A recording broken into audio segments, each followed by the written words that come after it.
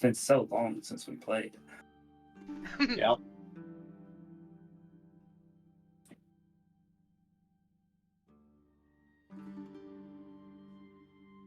Well, then, let's play a game. Let's play the game.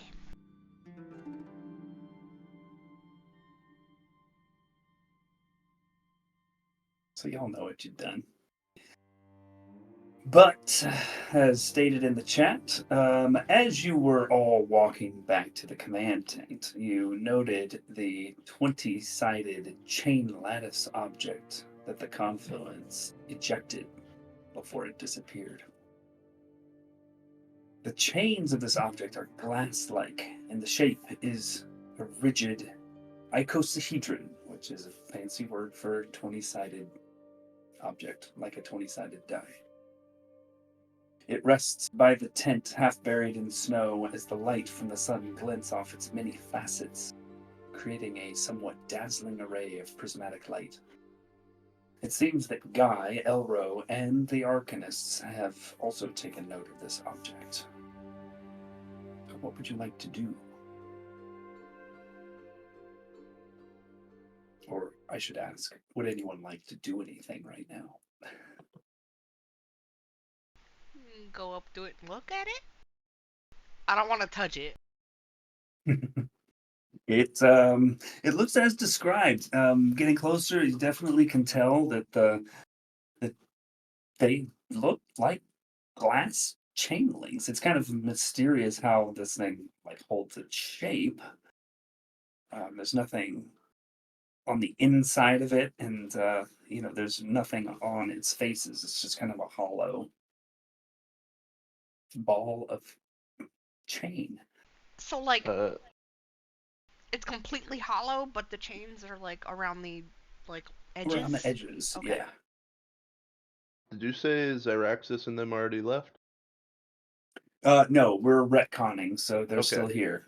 They're walking back, and they have taken note of that as well. They've watched it also get ejected from the confluence and land over there. So We should ask them about this.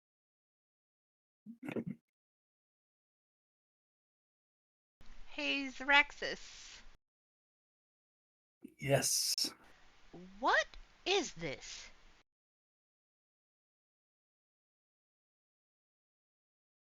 he cautiously approaches it. Nope, I don't want two guys. He has a twin. Everybody.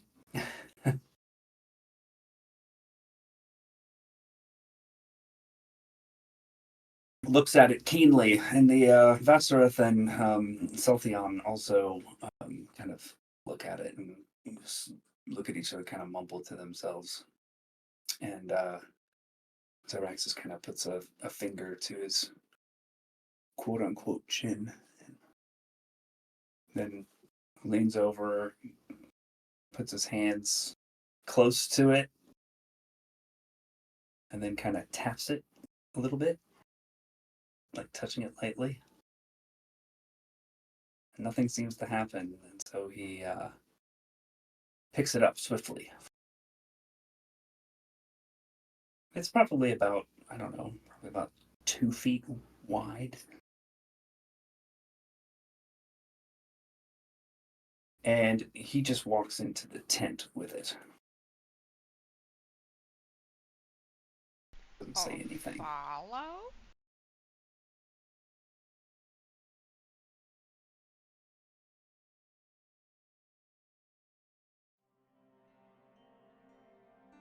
So inside the tent, Zyraxis places the object on the large table that was there that has the map on it as well. And takes a moment to study it, looking at it from different angles. Guy and Elro also come in, along with the other Arcanists. Then you see Zyraxis look around the tent and makes a kind of a head nod toward Guy. Zyraxis has a bit of a concerned look on his face, stern, I would say. he seems to direct his guy to get everybody else out of the tent, like the low-ranking folks out of the tent. So not including you guys. And the guy does so, ushers the other folks out of the tent. Syraxis then turns toward you, Alani, and with a rather stern expression asks, "Where do your loyalties lie? You specifically." With my friends? What do you mean, exactly? Do you maintain ties to your people? Not really, no.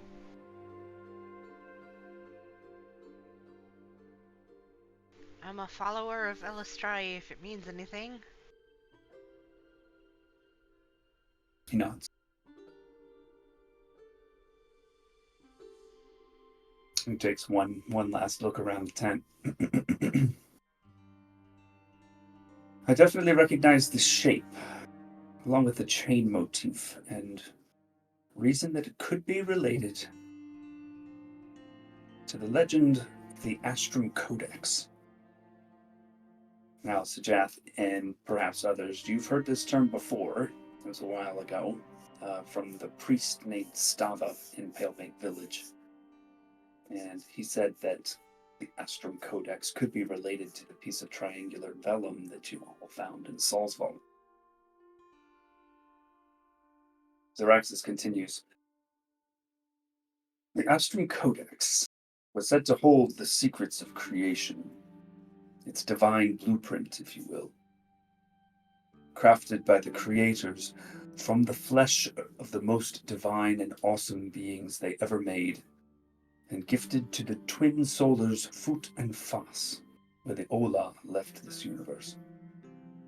It was supposedly a sort of guidebook to enable those two divine beings to tweak creation should it ever get out of hand. The Codex was, however, destroyed many centuries ago, perhaps during the Sundering or as a result of it, we are not sure. And yet, the Platinum Archive itself is home to 13 of the 20 total pages, each a perfect triangle, and each with chain-like markings inked into the edges. Additionally, if our spies are correct, and he makes a glance toward you, Alani, the Drow of Methran and Dune hold an additional 2 pages, a source of much contention at the highest levels of our 2 societies. The rest of the pages remain lost. And perhaps that's for the best. For who knows what kind of untold powers the object would have, should it be reassembled.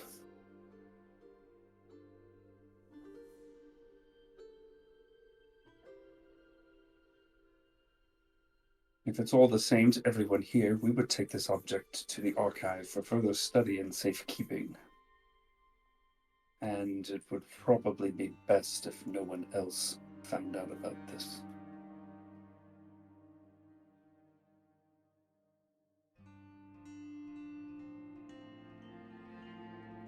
How do you think it got here? Why did it come out of the confluence?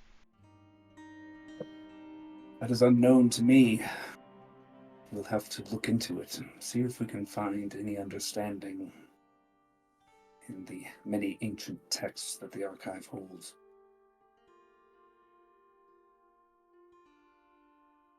Master Arcanist, can I trust on you to also keep something on our end to yourself for the time being? If you wish.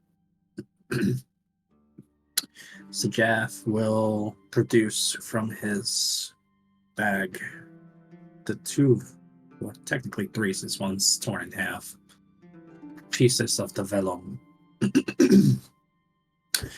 I think it might be more dire than you might hope.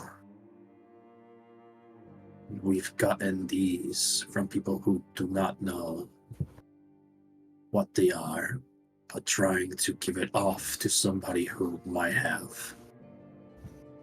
Part of what I wanted to do at some point was see if I could either decipher it myself or restore this one in particular. He takes the pages in hand.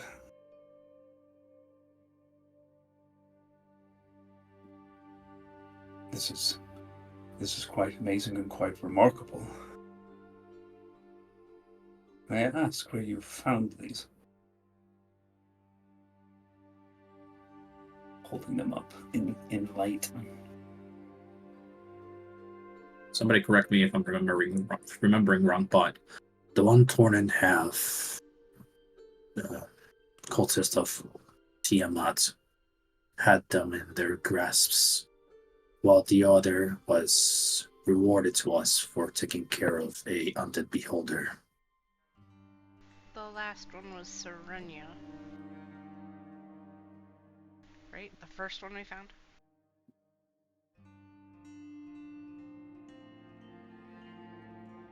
The first one you found, the one that was torn, was up in Salzburg. Yeah, way up north. Gotcha.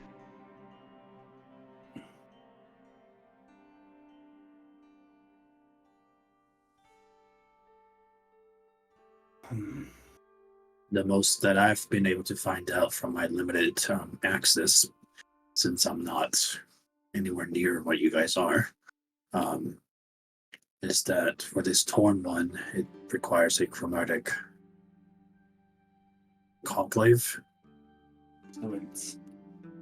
Confluence. Sorry, my brain's scattered right now because I wasn't expecting this conversation. All good, man. Chromatic confluence to restore, and that it is at least half of a page to this one in particular. Interesting.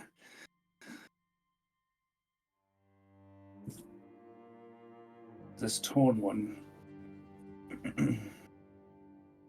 This one aligns with Tiamat, and this whole one you have the Justice Bringer. Indeed. What do you intend to do with these?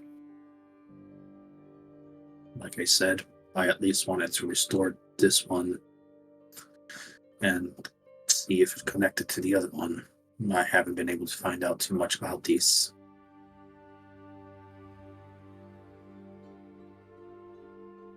Figured it would have been for the best to do so, not knowing the potential bigger picture or full picture.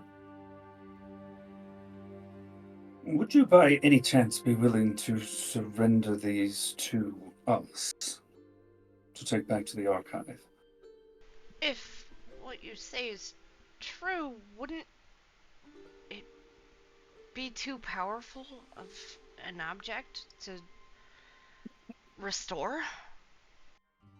What if it got into the wrong hands?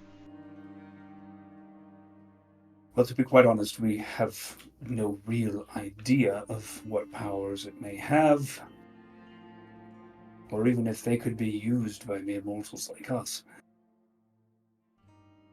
But as I said, the archive is home to 13 pages already. Another 2 would be nice to have. Can I tell if he wants this, like, for power for himself kind of deal? Like, for him, like, is that... Make an insight check.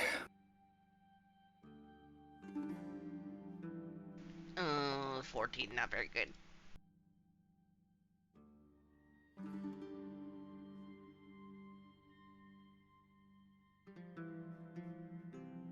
There's definitely something in his demeanor and his voice which seems like he is very interested in these pages. You don't necessarily get any kind of evil intent from him, or any kind of devious intent, but based on what he said, it seems reasonable to think that if he were the one to bring 2 more pages back, Says Arzith Kittrell. Well, this could definitely increase his standing. Okay.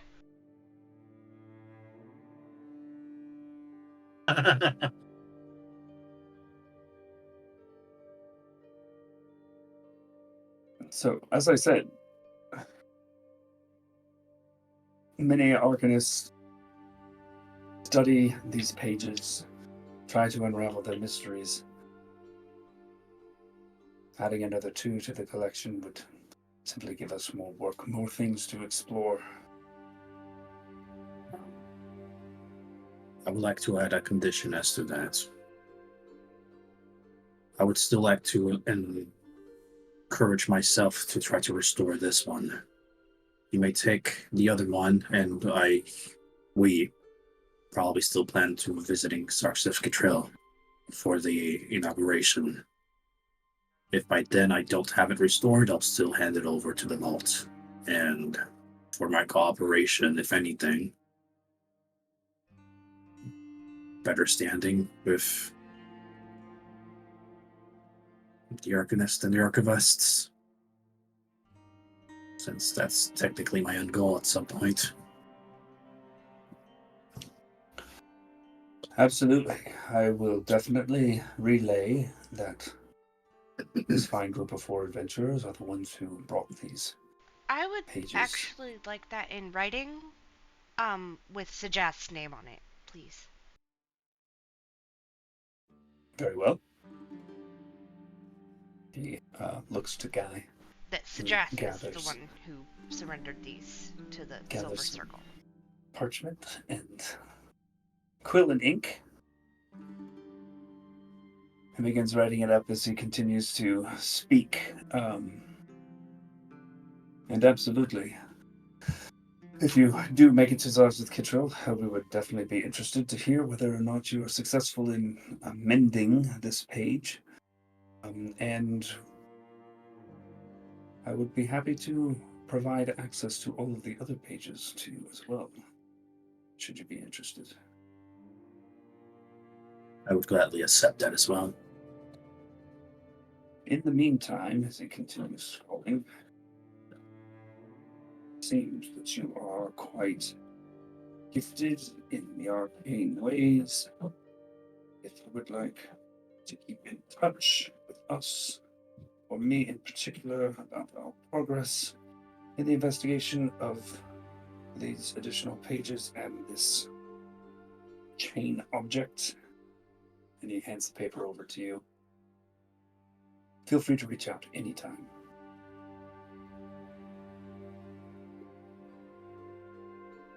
I will.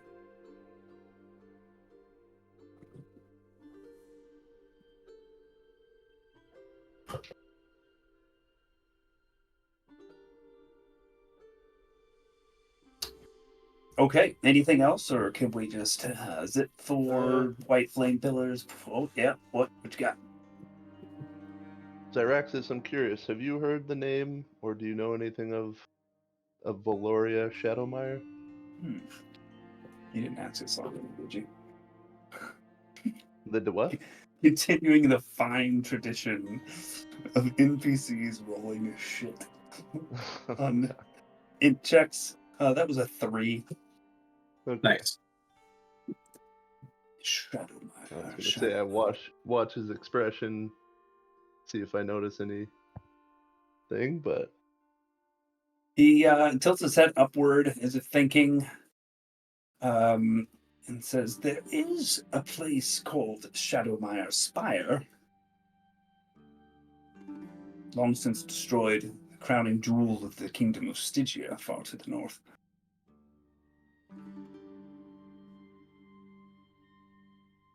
well, that's unsettling. He thinks, nope, that's not right. Shadowmire Outpost. Okay. I mean, that tracks with a 3, okay? Yeah. Spire sounds a lot more ominous in the crown jewel. Shadowmire Outpost. Yes, one of the old military outposts of the Stygian kingdom, long since abandoned and decayed. But Valoria, no, I've not heard of such a name. Should I have? Just in our short travels together, we've come across her name a couple of times, and if I'm not mistaken, I believe that vellum was Meant for her. meant for her. She was in the process of raising black dragons. And pissed. Dragons. Yes, and pissed, and we pretty much foiled those plans. But That yeah, was. if you're not familiar with her, then go ahead. Oh, I was gonna just mention that was where that one piece of vellum came from. Yeah. The Tiamat It was cultist. being held by the Udalots. Bahamut. It was the Bahamut one. Yeah, Uh-huh. the Tiamat one's the destroyed one. The only reason it lasted so long with them is since it had all the insignias of Bahamut, so they couldn't care less. But I see. We were told, and I assume it was too much of a risk, that we potentially could have tried restoring the vellum by turning the elemental confluence we just closed into a chromatic confluence. Is there any merit to that? He ponders the question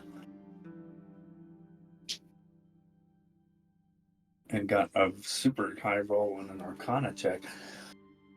It seems like there would be merit to that, yes. Dangerous, though, no doubt. Given the particular elements that were contained in this, yes, it could have been dangerous. One would have had to figure a way to remove something, or who knows what might have happened. Have you heard of the old Chroma Fount? Not too far from here. I have read some things about it. That was my aim to eventually visit and maybe be successful somehow, some way. But not much of it aside from it being a place where all elemental types that dragons tend to be hold of being present upon that font. It seems you know as much as we do about that place. Yes.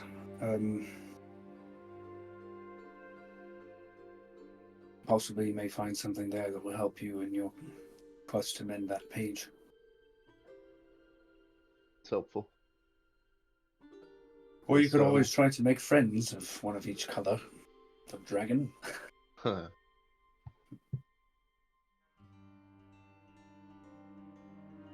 That was a nervous laugh.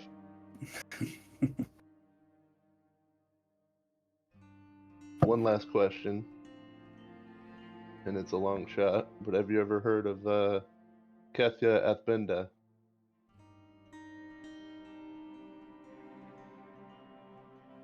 As a matter of fact, I have.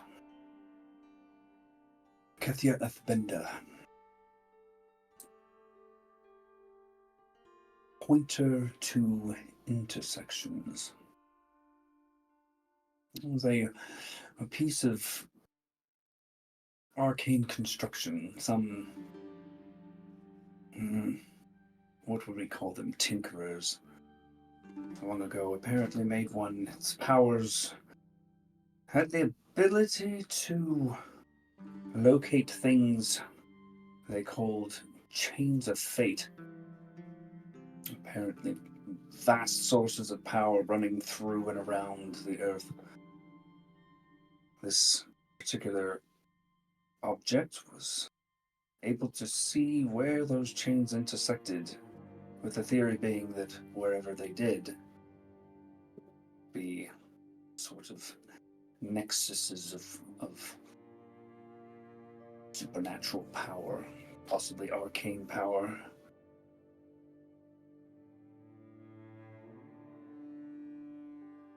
Is it? Was it a merging of divine and natural magics? just trying to understand why my people and I have a connection to them at the same time as my companion Alani's deity sent us a message about it. That's a very interesting collection of events indeed. My understanding is that the Kethia Thabenda was lost or destroyed, torn into different parts a long time ago. One of a kind as well. Those different pieces of it could have ended up in any number of hands.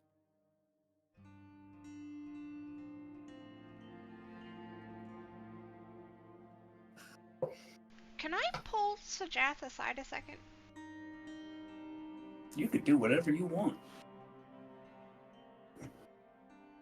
Sajath, should I ask if they can identify the bow? I mean, I know you said that there was something you couldn't identify, but what if they can? Doesn't hurt to ask. I will come back and I will pull the bow from my quiver, the hourglass bow, and I will present it to him and say, Sajath found something interesting about this bow that we haven't been able to fully understand how it works. I've been very hesitant to use it, and that's because it makes whatever I shoot with it disappear. And well, I was hoping maybe you could tell me more about it. Disappear, turn invisible? It disappears. It's gone. The finer details we haven't been able to figure out. I do apologize. But given that we have teleported today, we spent all of our remaining arcane powers closing the rift. So it is something that I could possibly attempt, but just not today. Okay. Do you have any advice?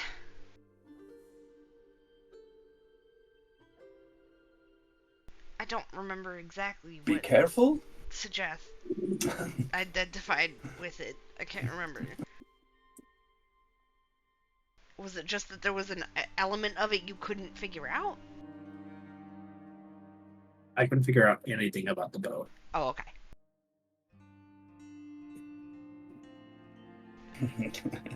You do notice that the sand in the hourglass glasses looks about the same as the last time you looked at it. It's kind of difficult to tell, but you can't notice any difference, even though it looks like sand is still slowly flowing, but it doesn't look like the levels have actually changed. Okay. The only thing Alani, I feel like right there... now is the best time if you want to test it out. You no. can shoot me with it. No, thank you. In front of all these... I am not going to do that. I will put it away. I'm putting it back in my quiver. Look, there's mages here. We got Guy here. We got Elmo. You son of a bitch. Elro's world. It's not even your NPC. It's Matt Mercer's. That's true. That is true. Even better. Yeah, even better. Just give it a shot, Alani.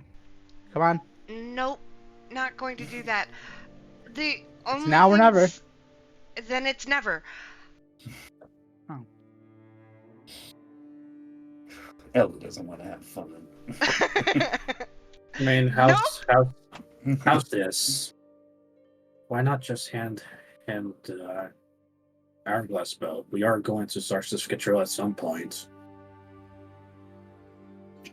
This is I did have a question about that. When you teleport us there eventually, I assume, are you going to be able to do it no problems, or should we ask him about information on a teleportation circle? There's teleportation circles? Yes, there are. Yeah. Can I make I don't know, an intelligence check to see if Sajaf remembers if he had ever Oh, yeah. seen access to one? History check. Is it like a hole that you like jump into? No, it's a circle you draw on the ground, and 24. you can go through it. Combination of glyphs. Zarzeth Kittrell has 3 teleportation circles. In fact, one is in the Platinum Archive. One is close by the Royal Palace.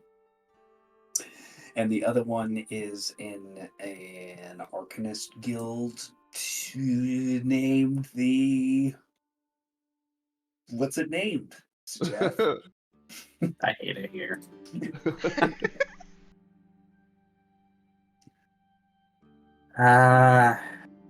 The Drowsing Dragon. The Drowsy Dragon? Yeah. That sounds like a pub. I don't fucking know, dude. What are you fucking The Drowsy judging? Dragon Arcanist Guild. I love it. Oh yeah.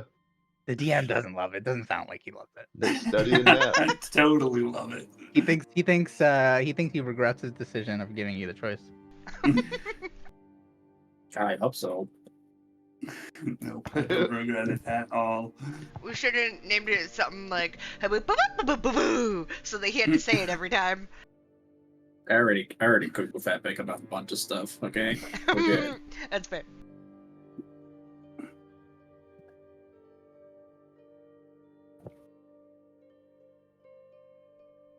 Zyraxa says, well, if there's nothing else, we will get going.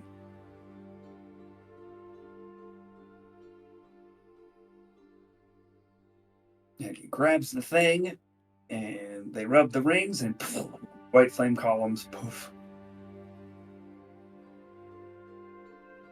Oh hey, Epic. Yes. Real quick, when Ladrin mentioned the name Valoria Shadowmire, did any recognition on Guy or Elro's face? You're just trying to get me to roll more. Hey, there's other people in this tent. That's a no, and that's a no. Are you talking about us? Because we are the only other people in this tent now. No, he's talking about Guy and Elro.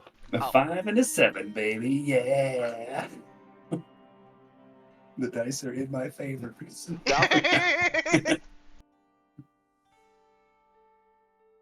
Stop rolling so shit. We want info. Hey, you know, Zyraxis rolled high on the Arcana check, so, like, it fits.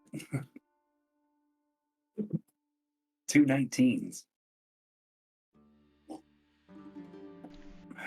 Okay, so you had exited the tent. Everybody was packing up and taking off, and we're going this way. Anybody else getting like some real weird deja vu, or just me? It's just you. What do you mean? I don't know. I feel like we've I don't know. It's like we're repeating. I don't know. Just don't mind me. Yeah, that's weird. I haven't felt like that at all. Yeah, I've heard like if you like feel that way, that like kind of deja vu, it's like almost you're not in control of yourself, like somebody else is kind of controlling everything. That's really weird. Yeah, there's some weird people in Dadar.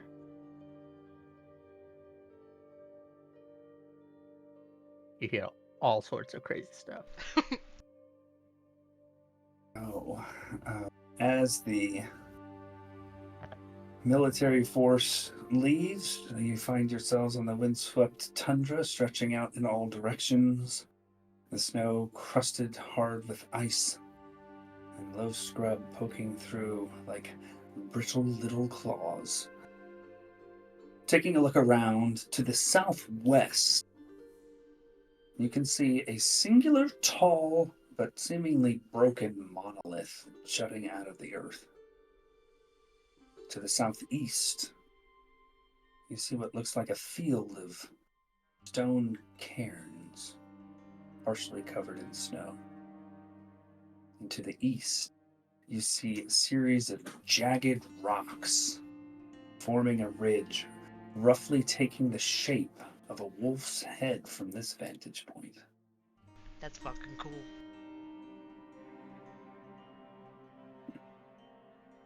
I'll take out Nartham's map, and I'll briefly reference, those spots. And How do you take his map out? Mappity schmappity! I can't believe I remembered that, dude. And then I'll point towards the east where the wolf's head is at. The wolf's head rocks. And I'll say, we gotta go that way.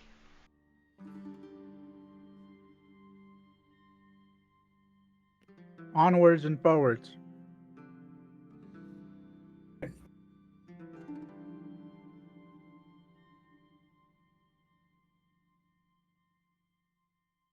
You head off to the east, walking in the direction of these cliffs.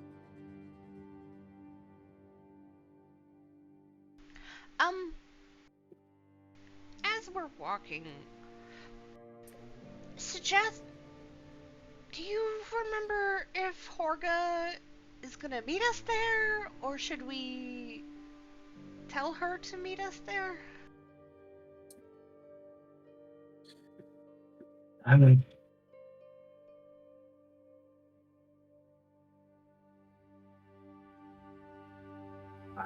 As far as I remember, we were to meet them in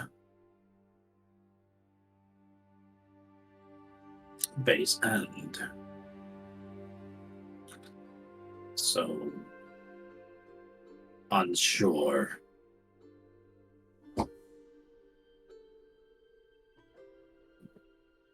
So Jeff will use his last third level spell to send a sending to Horga. Mm-hmm. Let's open the fucking map. So now I have to be specific because I can't respond again.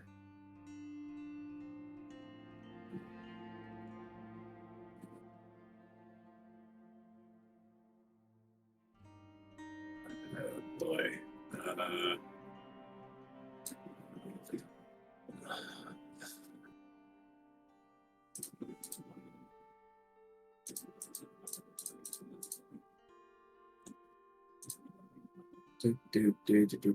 Typing, don't worry about it.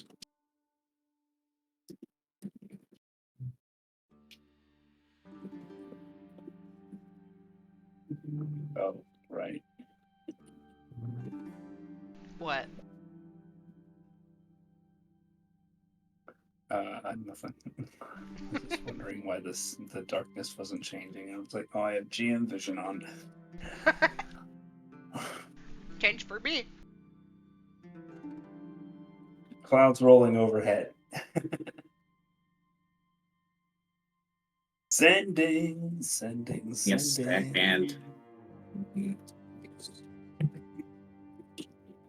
Sending's a complicated spell, man. no, it's complicated when I can't keep talking to a person. Yeah.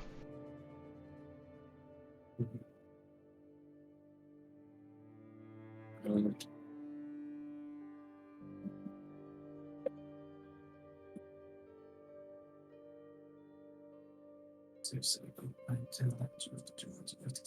17.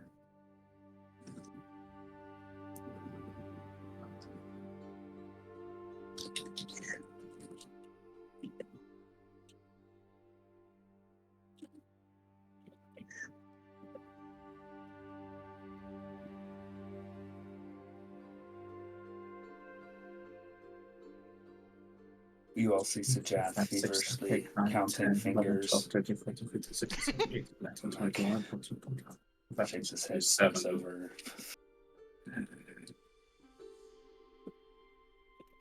It's fine. We're walking. You got your iTunes on.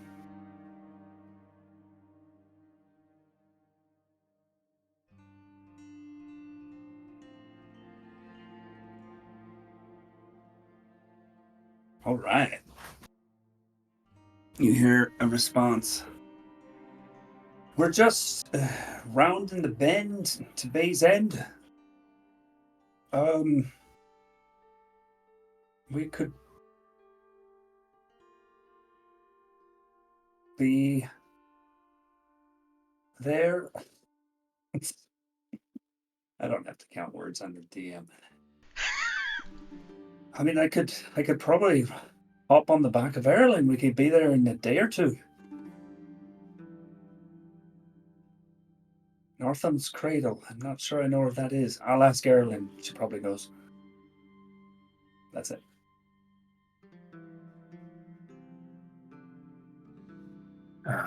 Well, Orga had just recently arrived at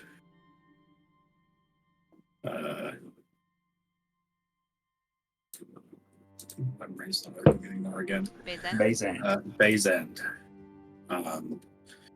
She doesn't quite know exactly where Norton's Cradle is, but she suspects that she could maybe get here in 1 or 2 days. So we'll have to see.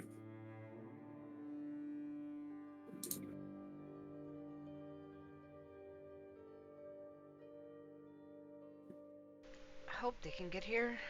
That would make things significantly better. Okay, who is trying to keep you guys on track, heading in the right direction and stuff? I think that'd be me. Okay, just go ahead and make a survival check for me. Trying to keep the party safe. Can I help? Because I was like looking at the map and like also I can see the mountain. Not now. Can I roll it. use a charge of I my was ring? gonna say. Are you able to do that after the check? When you roll a 9 or lower on an ability check, you can expend one. So yeah. Cool. So you get a 16 instead? Yep. Okay, all good. Cool, cool, cool. So, as you are bebopping along to the east and the southeast, you begin to see what looks like a vast inland lake frozen over. To the southwest of where you are, you see that heron field that I mentioned previously.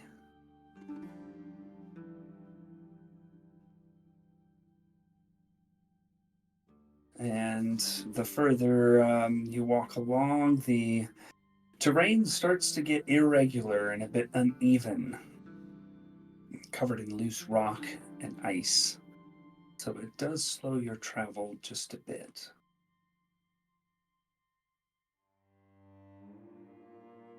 As you're walking through a kind of rockier area with some outcroppings here and there, you begin to hear what sounds like rushing wind, but it's rhythmic in nature.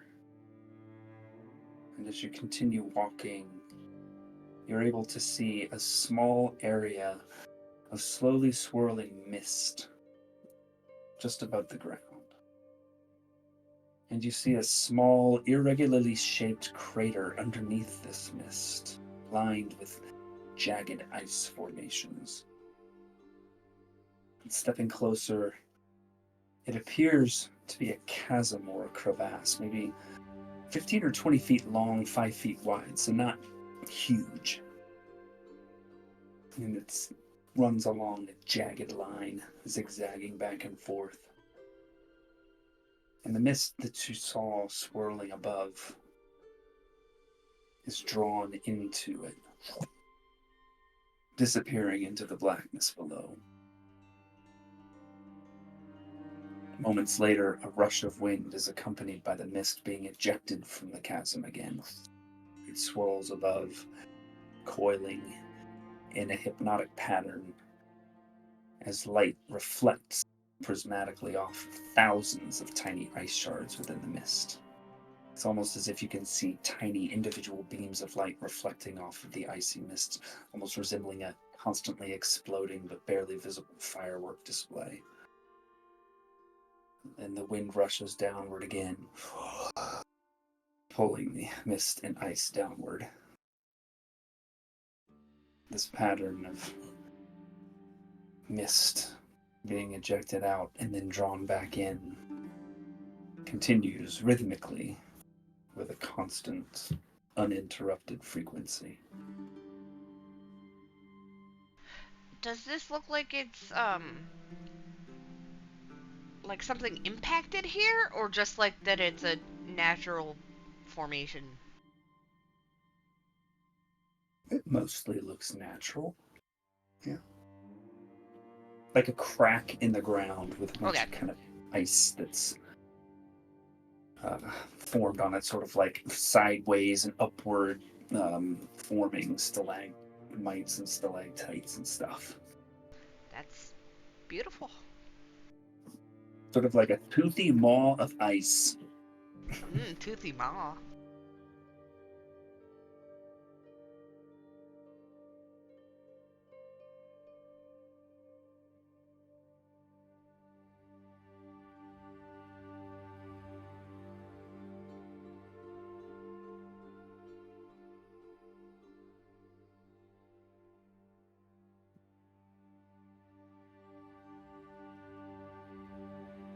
Do you investigate it all, or you just move on? You said it's rhythmic. Is it almost like a creature is breathing? Sort of seems like that, yeah. Seems like very slow but steady breath. Hey, Aiden, we should probably check that out just in case.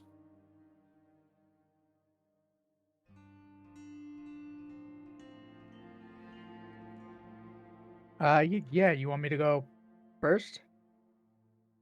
I'll be guess? with you, but yeah.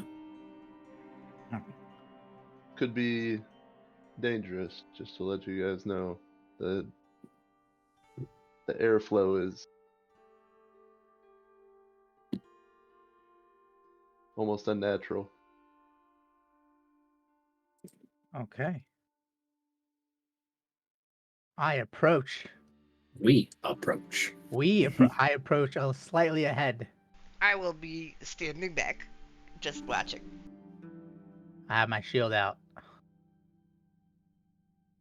Gout of wind erupts from the chasm, the mist and the icy dust swirling around. Notice any temperature change in the wind? It's a On the cold expulsion? air. It's definitely cold. Colder than the surrounding air.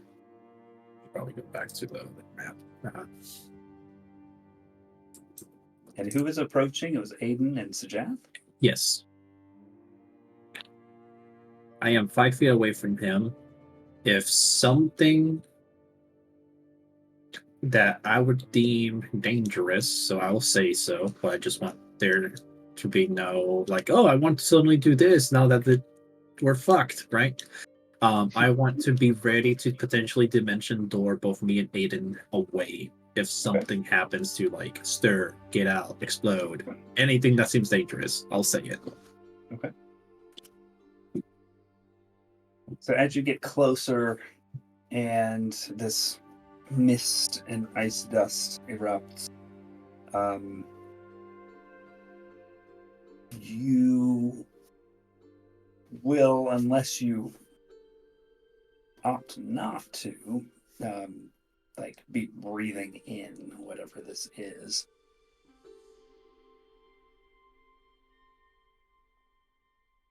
Wait, they'll be breathing in whatever the ice Yeah, dust the is? mist and Oh. the ice dust and everything.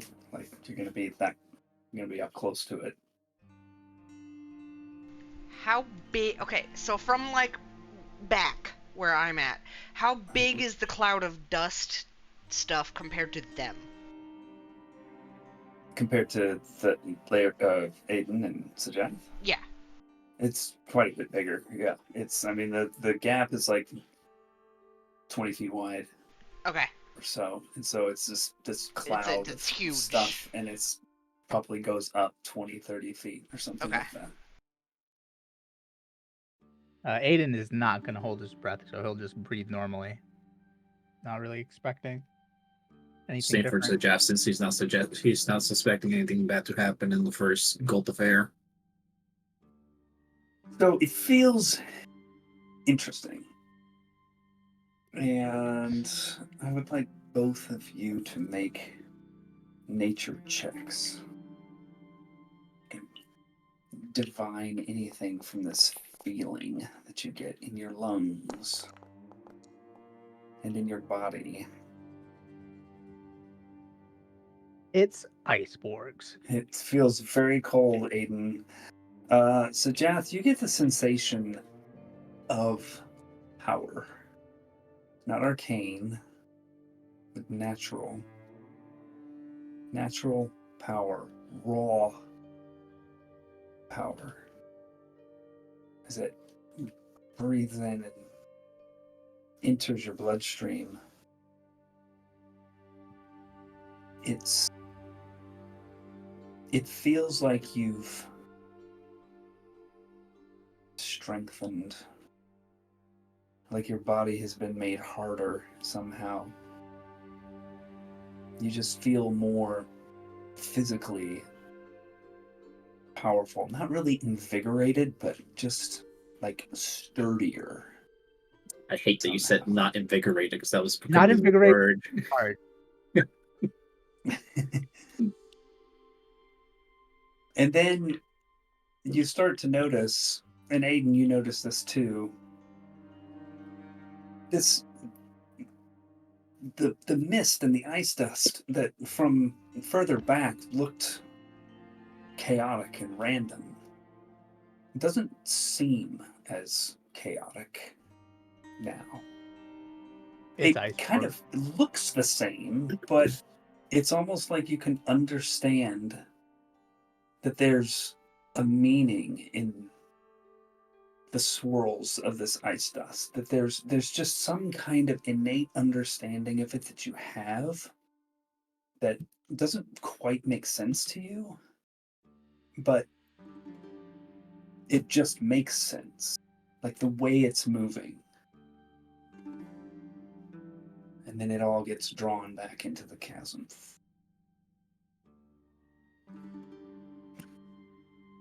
Ow. Whoa. That was some good ice dust. I strangely feel empowered. Are you okay, John? Kind of scaring me. I don't know. I just feel sturdier. I can't explain it. I would have said invigorated, but something tells me that's not what I'm feeling. Invigorated. Sturdier? Like just breathing in the air. Yeah. You want me to try to like? Should I like try to push you? I don't know. Should we call the others first? Should we tell them? Do you think they'd be jealous or anything? I send a message to Sajath. I say, is there anything in there?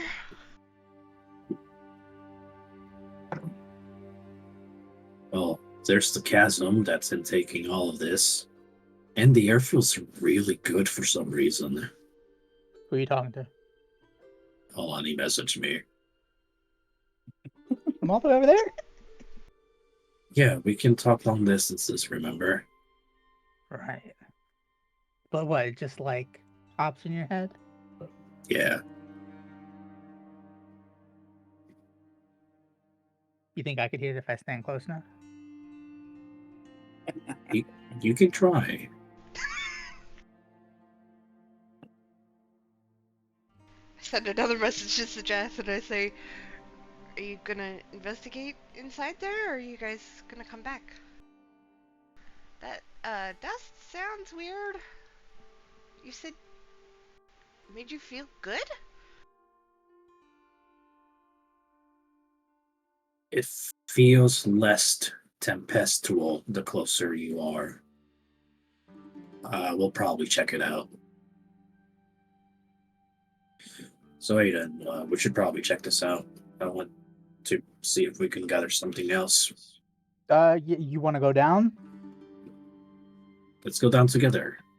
I'll send another message and okay. I'll just say, we'll be back here. Let us know if you need anything.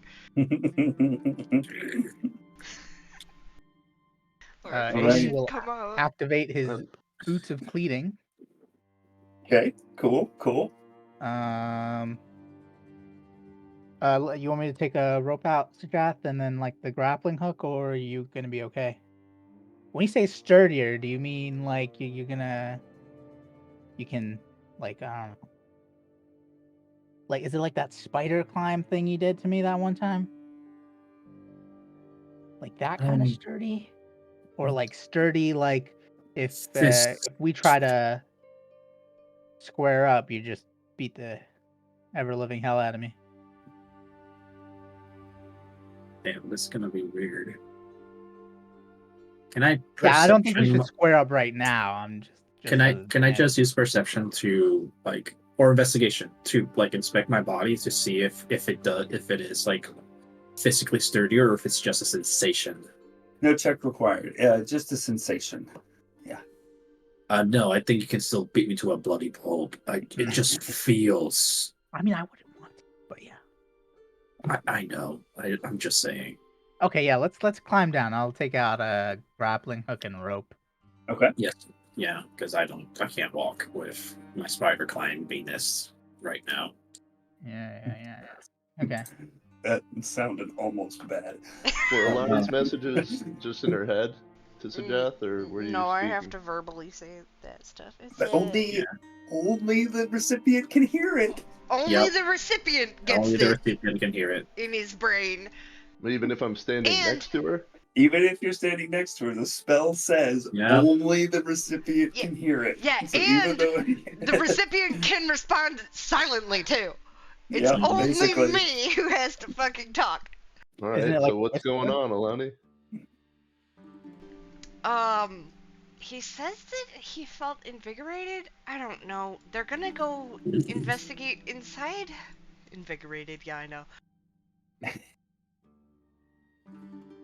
Should we wait? Or should we go up there? Probably shouldn't split up. Yeah, I guess you're right. Let's go, then. I'll start walking. Same. Aiden, they said Alright. they were going to stay back, so we shouldn't worry about anybody else coming with us. Yeah. Make me Plus, a I couple of think- nature checks, Drin and Alani. Just to see if you feel what's the I think they were getting a little jealous too, feeling a little left out. Totes. Yeah, I don't know why Alani, without prompting, messaged me. That's kind of weird. Alani, you feel that sort of non-invigoration. Drin, you're just able to make sense of the patterns that you see in the ice dust during one of the exhales. Lairdrin, do you feel that too?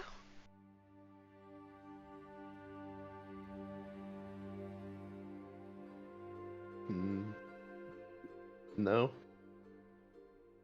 That's weird.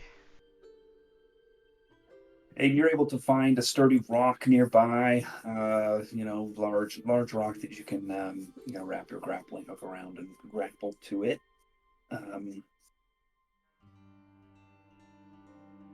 And attempt to rappel down, if that was your plan. Yes. Yes. Okay. and I'm helping Sajath, so I will try to aid Sajath in all this as well. Ooh, this is gonna be fun. Describe to me how when you are rappelling down, you are helping Sajath also rappel down. Right. Let's see. I personally, in my real life, never done any sort of climbing, but I would imagine, with the boots of cleating, I got everything set up with the hook, tied it nice and tight, make sure it's not gonna slip. And then I'll probably go first, and then have Sajath, not too, like maybe a couple of feet away, holding onto the rope. Does that sound about right, Sajath? Yeah, I'm also going to be using my immovable rod for extra support just in case. Okay, so yeah, I'd essentially be the first one down, finding good places to put my foot where it's not gonna, fuck over Sajath, especially since he's bigger than me. Okay. Okay. And basically just guiding him each step he takes as well, if he's having any sort of trouble. Just making sure he steps in the right place. Try to avoid any loose pieces of rock or ice or anything slippery. Alrighty. So in this instance, I will allow the two of you to make straight athletics checks, or Aiden, you can roll an athletics check at disadvantage for yourself, and Sajath, you would roll with advantage with help from Aiden. Do my boots cancel out the disadvantage?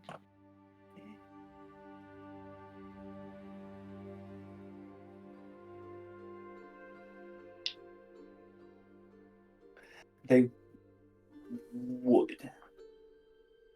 Yeah, so we're basically back to straight. roll. So straight roll for you, advantage for Sajath.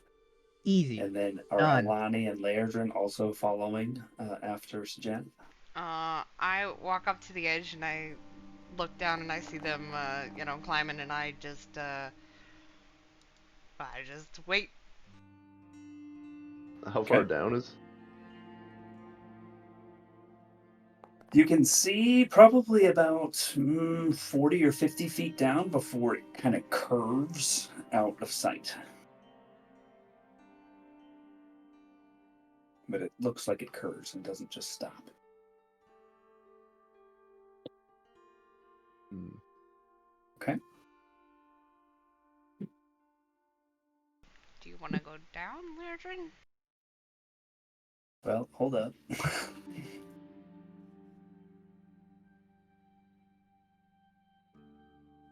Sajath, Aiden, you get probably about 15 feet or so down into the grass, maneuvering your way around some of the larger spikes of ice that jut out from the side, and maneuvering the rope around and stuff like that, and keeping maybe a hand on Sajath's butt, helping him down. He seems to be good, and then you lose your footing and you begin to fall. You're still holding on to the rope, but you begin to fall. How far down are they right now? About 15 feet. Okay. Yeah, I'll just try my best to still have my hands on the rope while falling, and we'll take the whatever hit. We'll Okay, go so with the are you flow. trying to arrest yourself or not? Yes. Okay, go ahead and make an athletics check again. Is this with advantage? This is not with advantage. No, your boots of cleating don't apply. They're not attached to the wall. All right, you're able to catch yourself probably only about another 5, 6, 7 feet down or so. You Well, catch yourself. that was on purpose, John. That was pretty cool, huh? Cool moves. He's looking at you. He's take a sigh of relief. It's like, yeah. Just don't do it again, right? Rush of wind No from promises. below Aiden's. There's all this icy dust blows past you, blowing your hair and the feathers on the mantle of your armor. do whatever they do in wind. Rough.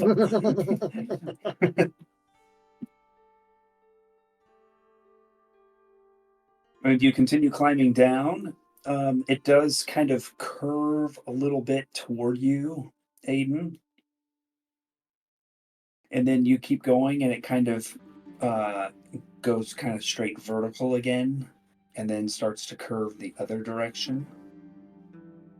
And so you kind of have to, you've got a span of your rope that's kind of hanging over the edge of some of this icy protrusions and stuff. And then you kind of have to flip yourself around and turn yourself 180 degrees to kind of rappel off of the opposite wall. Are they out of visual sight? No, not at this point. Okay. For either of you. It's probably about 60 feet down or so that they get to that point. So once they're about 60 feet away, I'm gonna start going down too. okay. Yeah, I'll go as well. Okay. Both of you, please make athletics checks.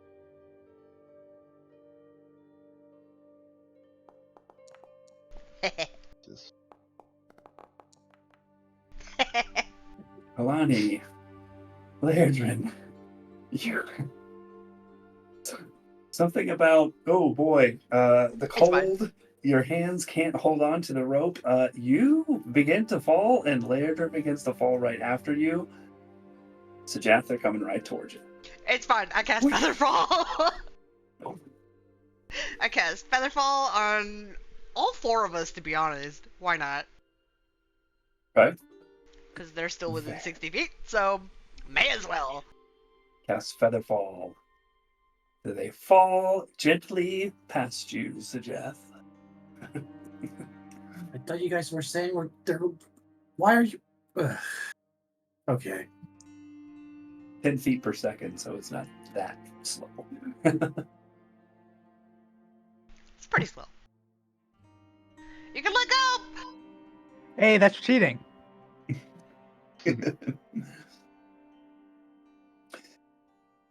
Falling down past that point about 60 feet down, where it kind of bends. It's very nice that you have Featherfall right now, because you could just essentially jump from that sort-ish ledge that is formed by that. Would have been very difficult for people after you, Aiden, to use that rope, because it's kind of hanging off the side and then rappelling off the other wall. Do you guys just continue to fall down? I don't really want to. how steep is the slope? It's near vertical. But as you continue to fall, you see that this, crevasse, it kind of bends, sideways a little bit. It's not just a straight shot down. It just kind of meanders a little bit left, right, like if you were looking at the cross section, kind of left and right and left and right. And eventually you're at the end of your rope. You probably already were at the end of your rope. Wait, how are we gonna get back up?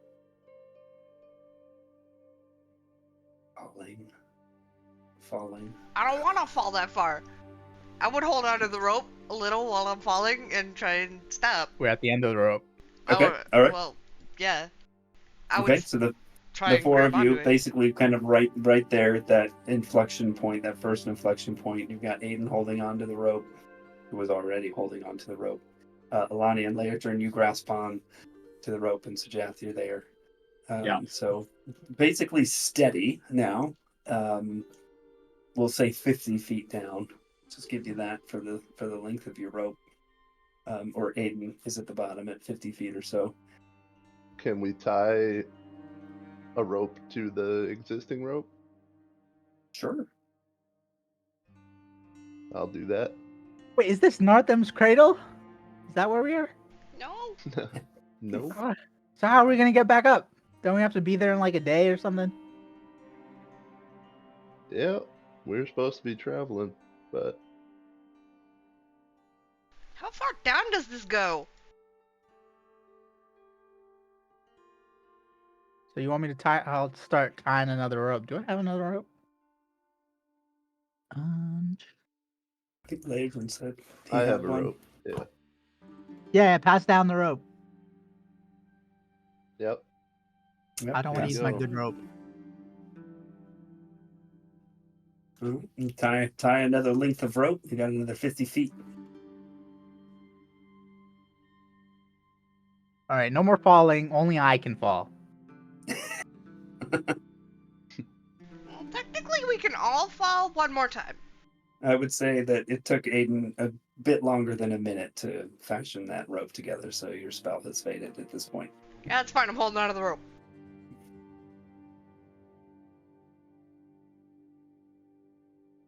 All right, let's. Are we going back down or are we going back up? I guess we're going down. Aiden, let's start going down.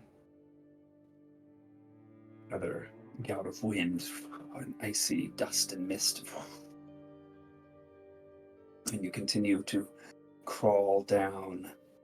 And another couple of twists and turns around becomes kind of difficult for you to maneuver. It's easier, Aiden, because you're at the beginning, but as soon as your weight is on the rope, others find it kind of difficult to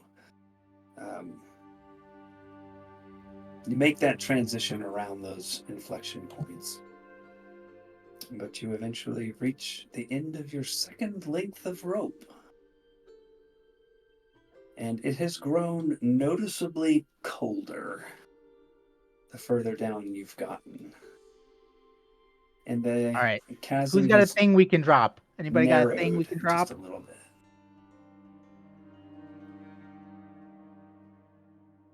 I'll toss a copper coin. Okay.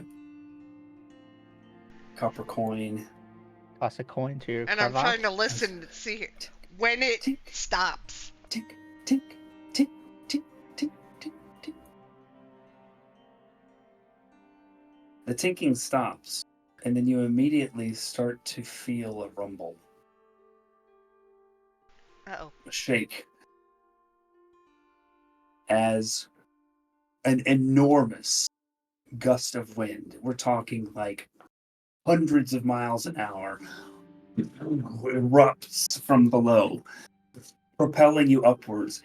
You also see the sides of this chasm constrict or contract. And let's see, I am going to roll damage.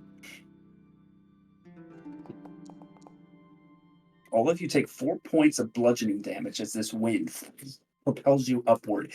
You hit these ice shards, bouncing off the walls, and eventually, this is all happening in very rapid succession. You see the parts of the chasm below you, like close in essentially, and the wind like funneled through ever smaller cracks or spaces in the ice, just like accelerates and continues to blow you upwards.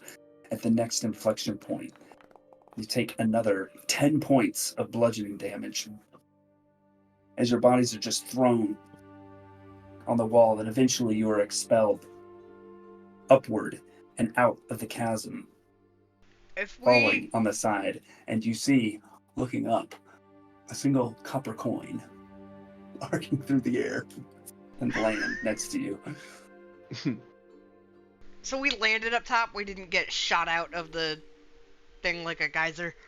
You landed up top. Yeah, I mean, Okay. you were shot out like 10 feet or so, but Okay. basically at that point the wind kind of disperses and becomes less forceful, and you just kind of, and then gravity took over and brought you down. Okay, let's do that again. No, that hurt.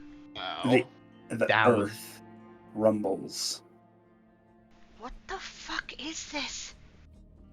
Rock begins to fall from nearby cliffs. Just one more time, guys. The snow shifts I under think your we should feet. move. I think we should move. Ice cracks, I rock think splits. we should move like right now. Ear-splitting sounds of the energy release of underground boulders being hewn fills your senses. Geysers of ice and snow erupt around you, The movement becomes so strong, you find it hard to keep your footing. Then you feel it, and you see it. You're being raised up. The ground around you is rising.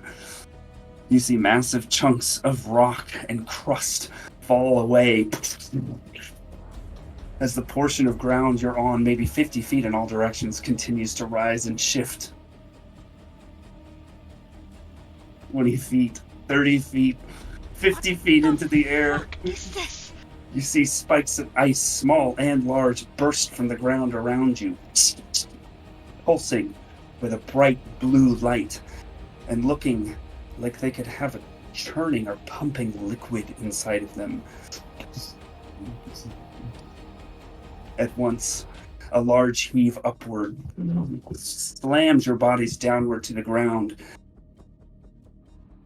as the ground you are on begins to incline. Rocks, snow, ice, and trees tumble in your direction.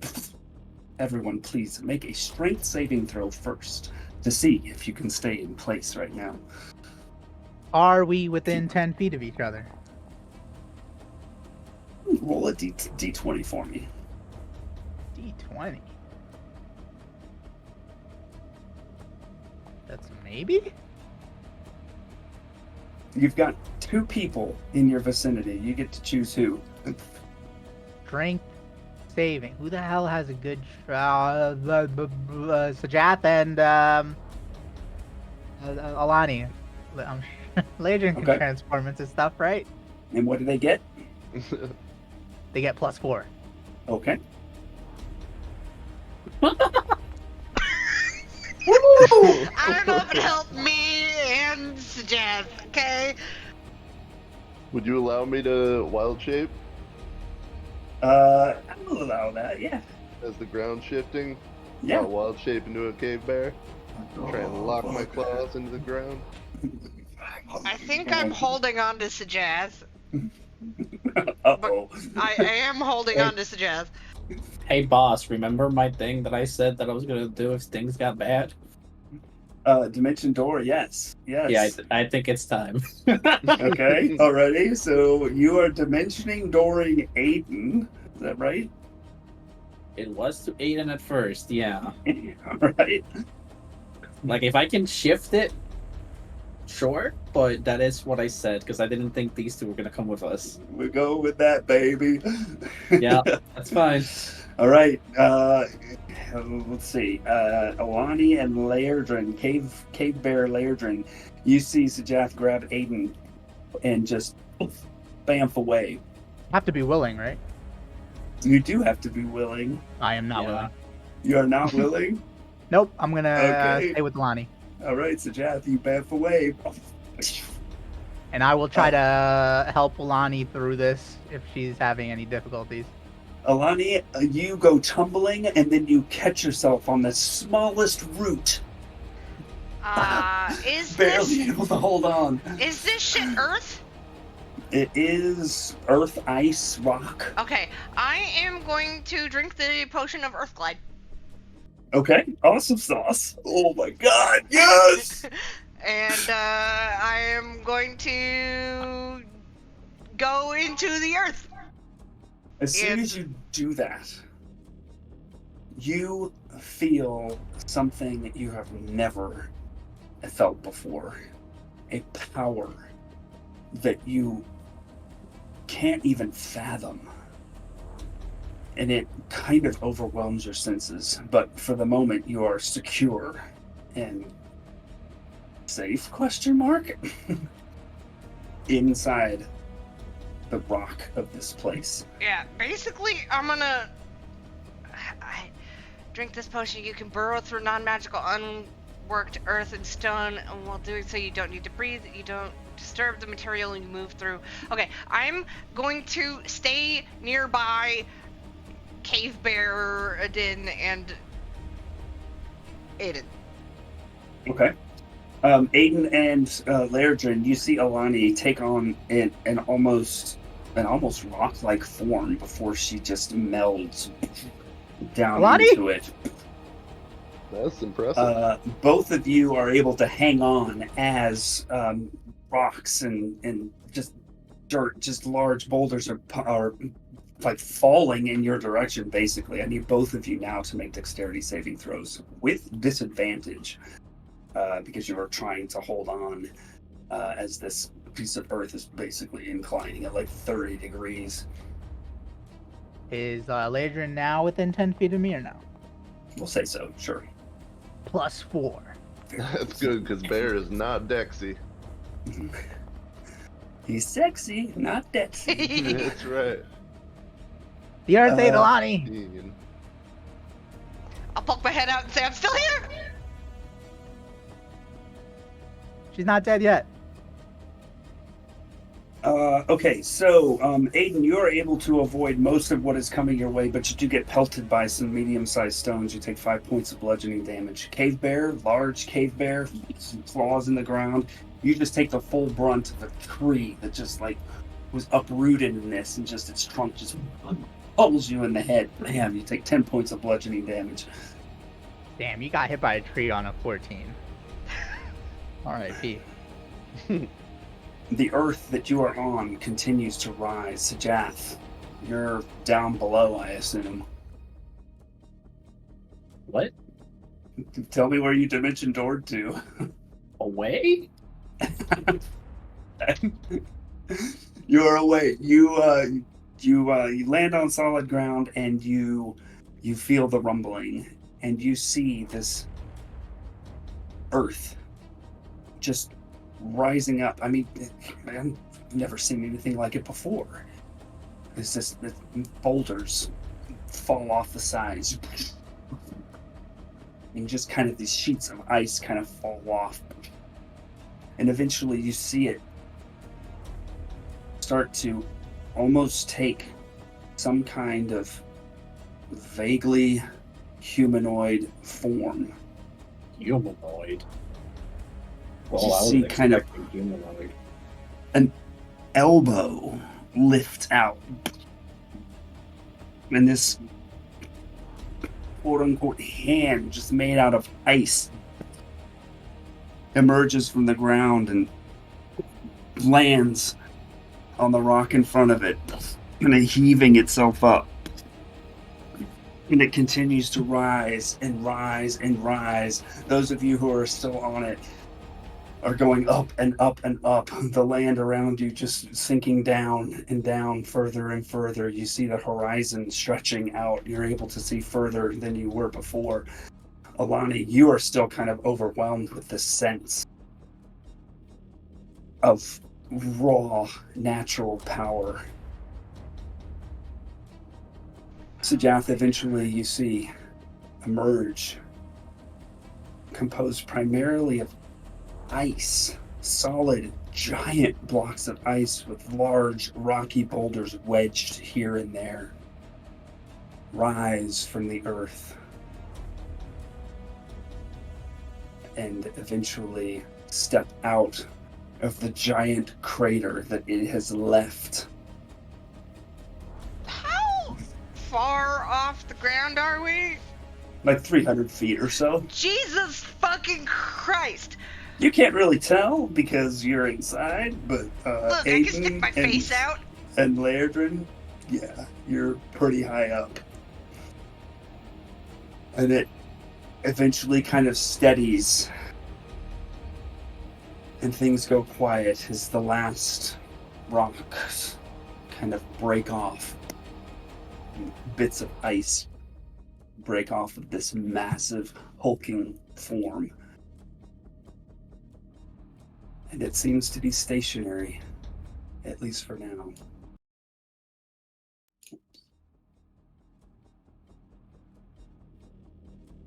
I can't see Alani anymore. The Earth ate her again. Or the ice.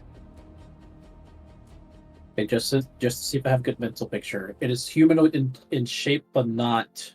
It doesn't look like a living creature because it's made out of full ice. No living creature you've ever seen before. Fair. Oh boy. Holy shit.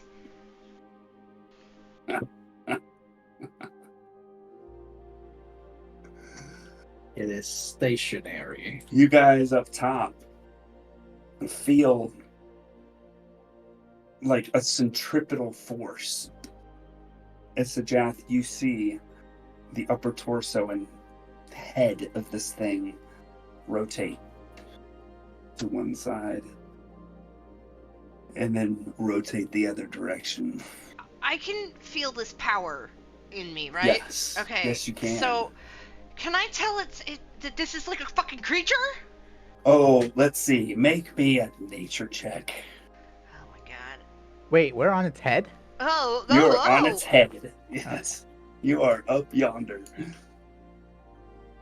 Natural 20. Oh, Yeah. shit. Oh, like- shit. I'm like here. Yeah. It's only a +1, guys. It's like a Calm little tiny down. guy right Yeah. here. Yeah, sure am. Alani, this overwhelming sense, it begins to calm a little bit as you like no longer feel yourself rising up. And with that check, you definitely get the sense that this is some kind of intelligent creature. Although intelligence probably isn't the best word to describe it. Sentient? A raw manifestation of nature itself. Okay. I'm fucking scared out of my goddamn mind. I'm gonna pop up out of the ground because it's no longer crazy, right? Aiden and Laerdrin, you Oh. you see Alani I can meld still out of the stone. do this for another fucking however long this fucking potion lasts. Are you like part of this thing, Alani? No, I'm not.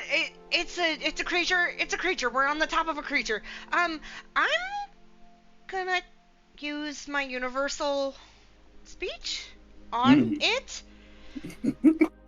and I'm gonna say, oh God, what am I gonna say?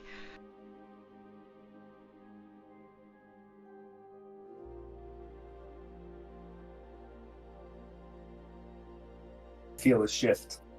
I'm Please? inside you. Suggest Please don't hurt us. a leg We're- move. We're so much smaller than you are. Please don't hurt us.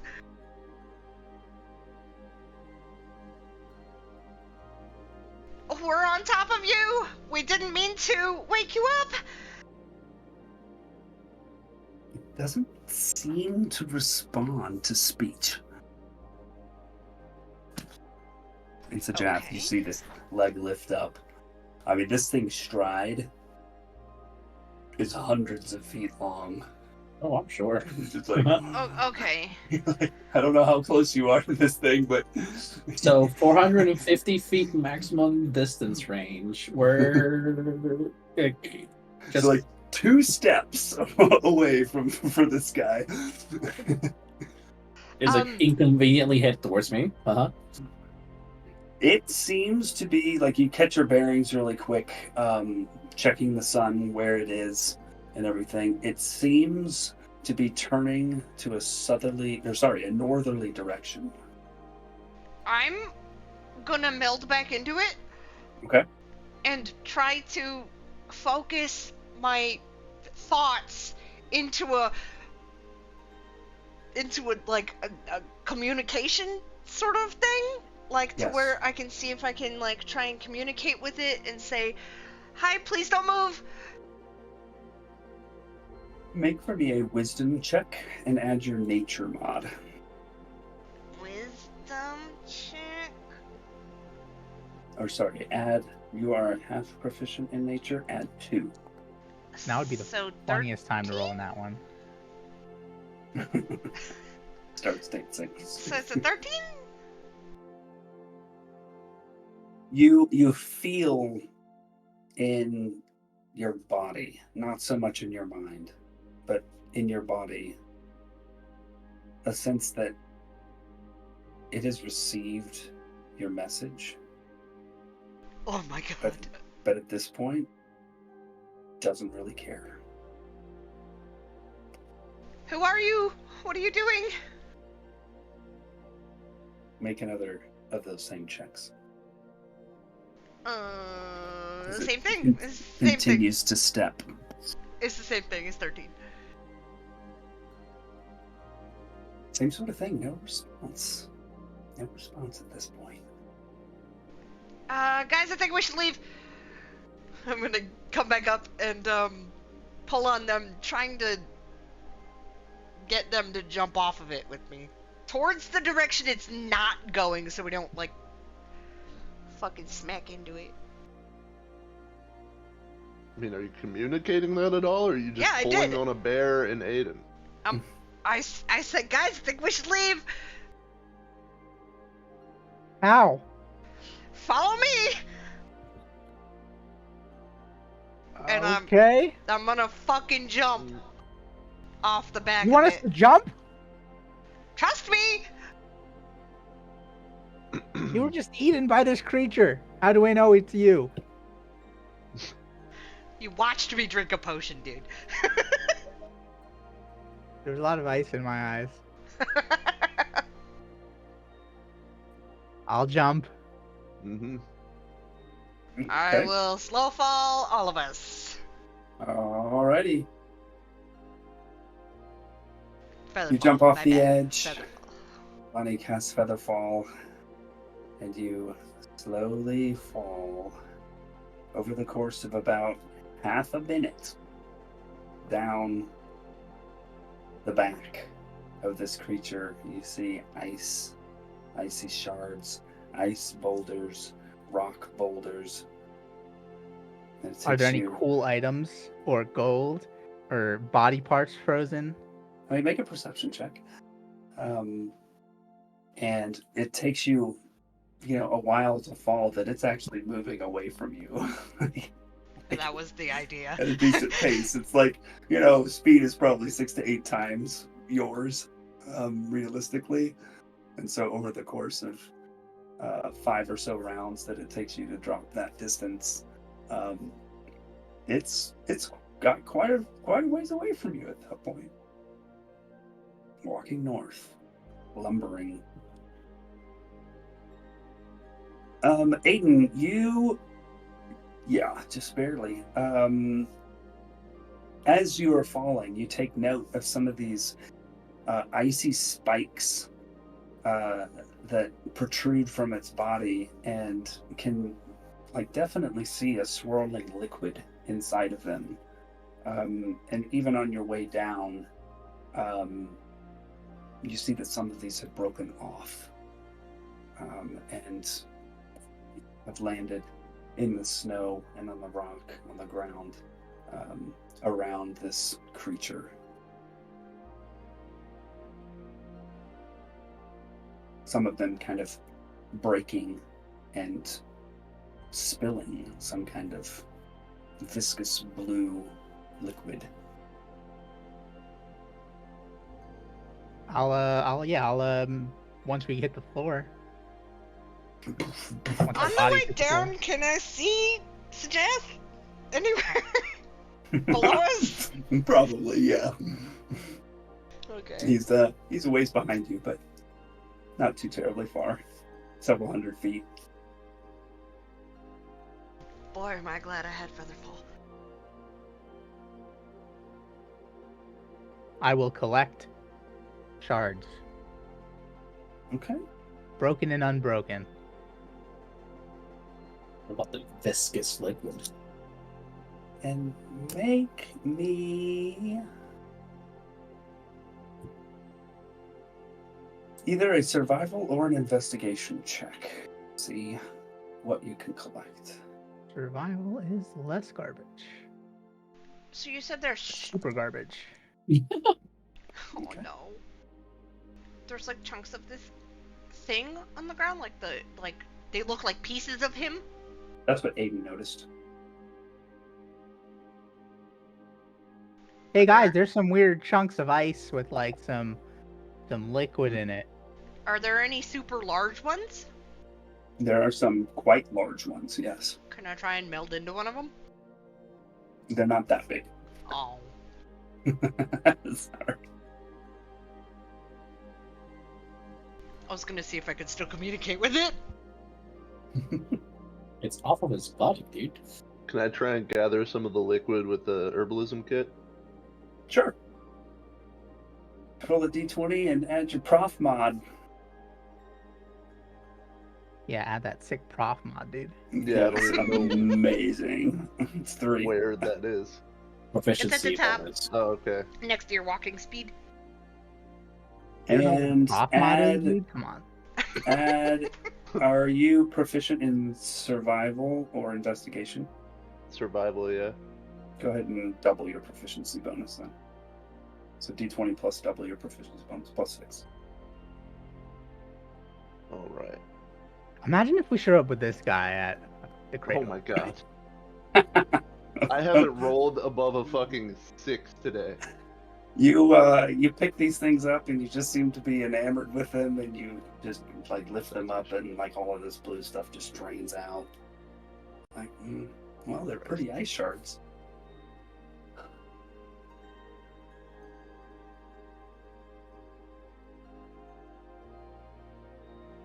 And as you're doing this, the creature continues to lumber north. And unless you guys are going to chase after, eventually it fades over the horizon. Did we just like unleash another thing on this world that's gonna like kill a bunch of people? I don't fucking know. Can I conveniently show up at this time? Absolutely, yeah. Yeah. Yeah, you weren't that. You were only like 5 or 6 rounds away, I think. Yeah. Oh, yeah. I was able to sort of communicate with it, but it was so powerful. It didn't care about anything I said. So, Lonnie, reflecting on that experience, because you rolled a natural 20 as well, doesn't change anything that happened, but you get the sense that this is some kind of ancient natural power, primordial. That was an ancient primordial power of some sort. Oh God, I felt that all. I melded with it. That was weird. Oh boy.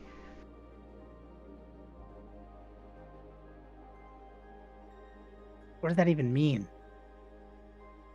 I drank a potion that let me go into the earth, and I can still do it. Watch. And then I come back up.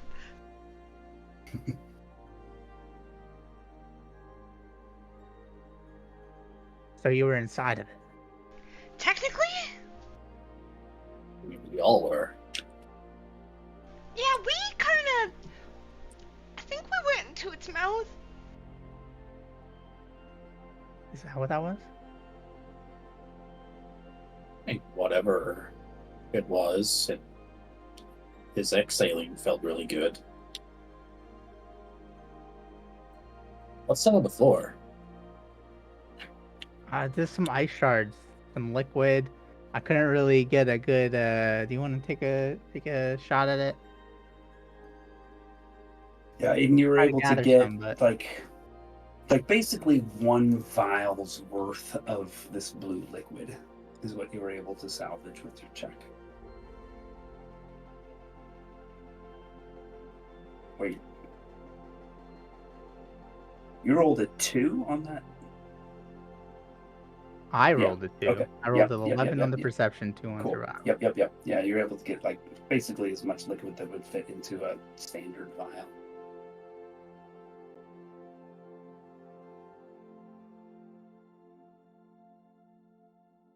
Should I drink it? I mean, don't drink the thing in the vial. Probably drink the excess that fell over. I kind of wanted to try. I'll take some snow that has the blue liquid and try to eat it. So for this, you're going to have to drink a decent quantity of it to get its effects. But by tasting it with what you've put in your mouth, along with a little bit of rock dust, crunches in your teeth, drinking the fluid gives you a +2 to your Constitution and Strength scores for 72 hours. And for that duration of time, you have advantage on Constitution and Strength saving throws and are resistant to cold damage. Just from that? Well, if you drink enough of it, Oh, that's what I get the feeling of. Okay, yes, I gotcha. you'll be able to taste that and get what the liquid does. As That's soon some good as stuff. Aiden conveys that he feels as because I keep wanting to say invigorated, man. Right? You did this.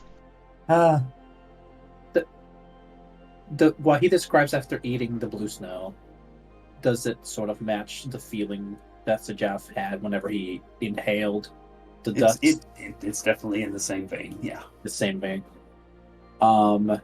Not to punch a dead horse, but can Sajaf go around seeing if he can acquire additional vials of this stuff? I want to do that too. Unfortunately, the subsequent tremor has swallowed up all of the other shards.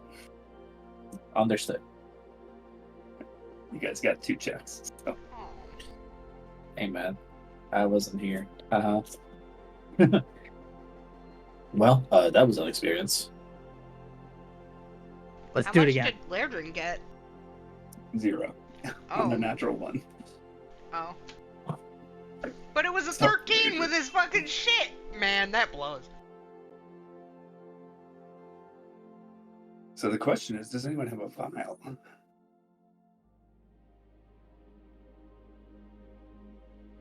Yeah, I have an herbalism kit. Excellent. So you can stopper that up if you want to.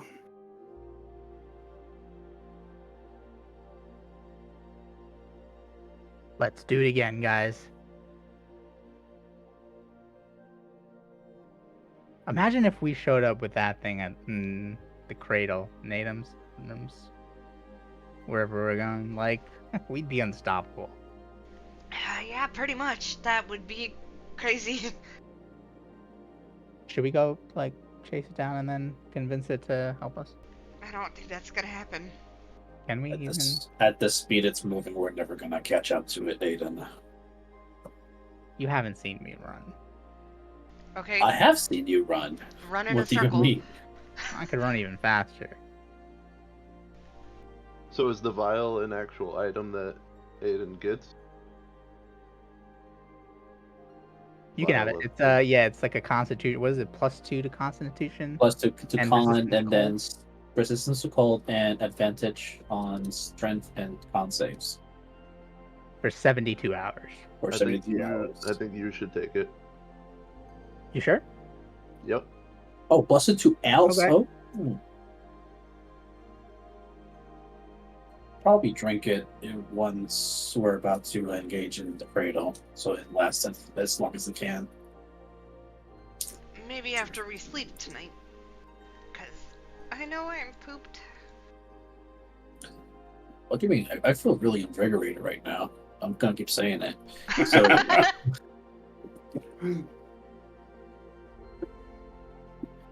I mean, we still have a little bit more ways before sundown, so let's try to make as much ground as we can. How fucked up is the ground between us and our destination? Well, again, looking to the east and the southeast, you saw that lake, and that's still out there. That frozen Derek Lake?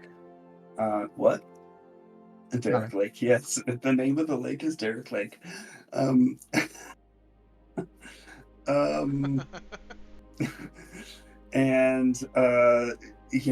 in your roughly immediate vicinity, there is a giant crater, a giant hole in the earth where that creature used to be, apparently. So we're gonna have to like climb around it and shit. Yeah, I mean, you can walk around it. I mean, it's not that big. Like, we're talking like 50, 60, 70, 80 feet across or something like that. Okay. Yeah, it's only a small inconvenience based on travel time. It's not gonna Was change it- much. Was it in the fetal position? It was flat.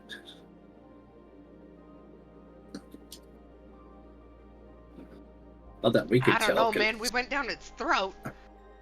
I was the only one that had a visual, and I couldn't tell shit either. I was just saying because we were 300 feet in the air.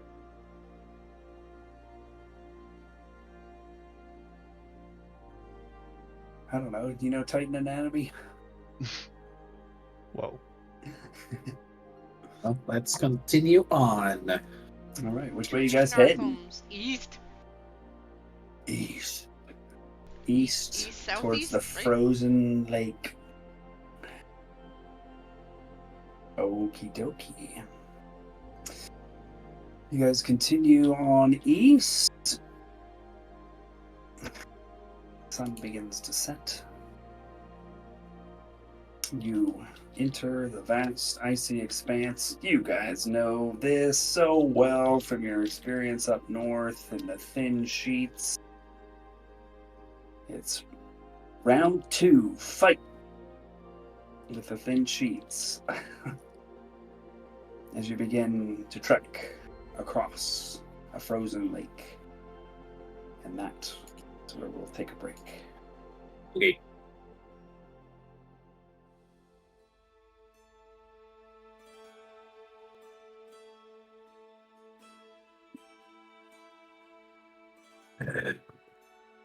Boy, that was fucking nuts. Well, there goes my plan to get extra more last boost of experience. Haha.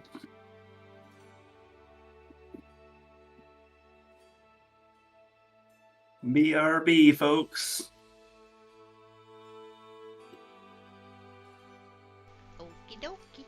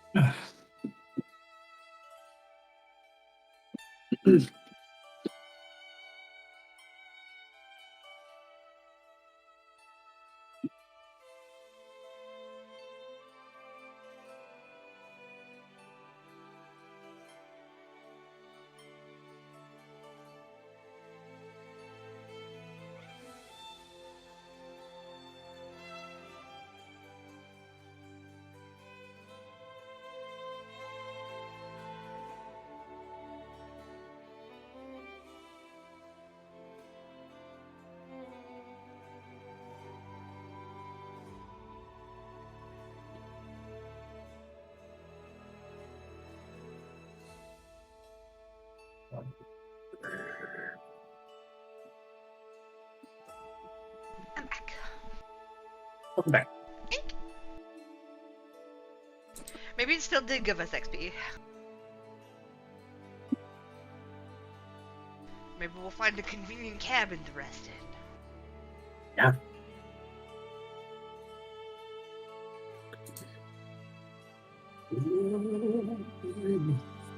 I just love that the one roll I succeeded on put me in more danger, and all the rest of my rolls have been fucking dog shit. The one where you stayed attached? Yes.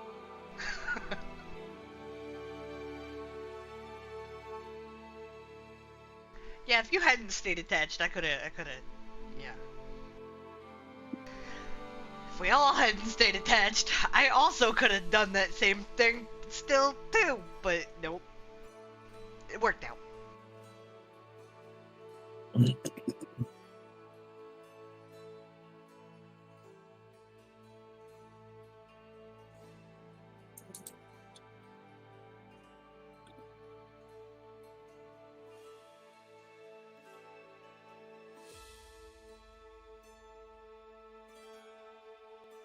A spell I've never used before. Used it twice today.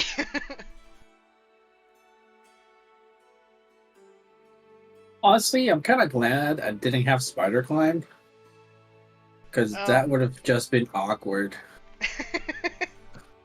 Yeah, What that would would've have been been really awkward. If I had casted spider climb. Yeah, to climb down. Because then I don't think you would have been expelled by the air, unless you... No, because you attached to the wall, so you... Yeah. Yeah. He said it was a couple 100-mile-per-hour wind, so it may have still... It would have been up to epic. I probably would have had to roll with advantage to like stay in place. I'll ask him just for the sake of curiosity.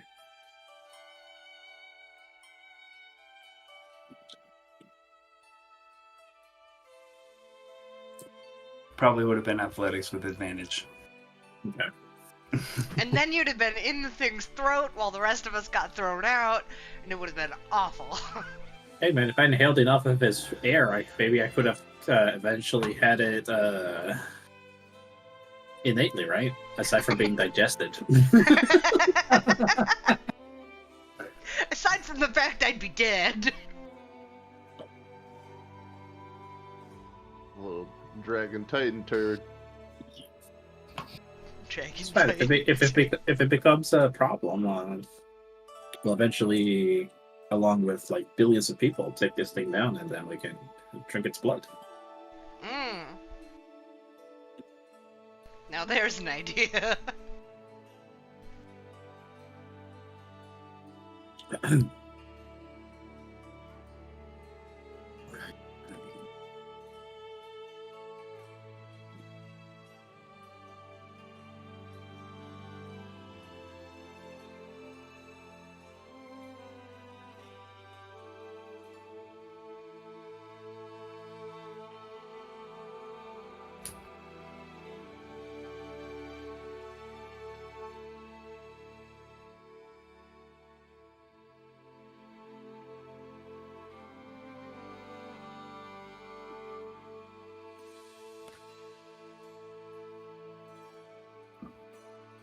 I'm very happy I took Featherfall. Holy shit.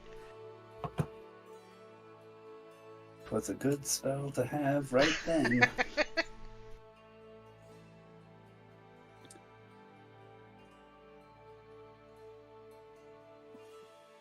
Welcome back. Is he here? Yes. Ice, the name of the Titan. Bless you. Oh. Okie dokie. As the sun begins to fall and you begin your trek across the icy lake, in the fading light to the east, directly in front of you, you see the edge of the lake, a ways off. The land rises up to a wide hill dotted with rocky outcroppings. To the southeast, You see on the horizon what looks like a collection of old and long forgotten timber framed buildings, behind which you see a forest, a snow covered forest.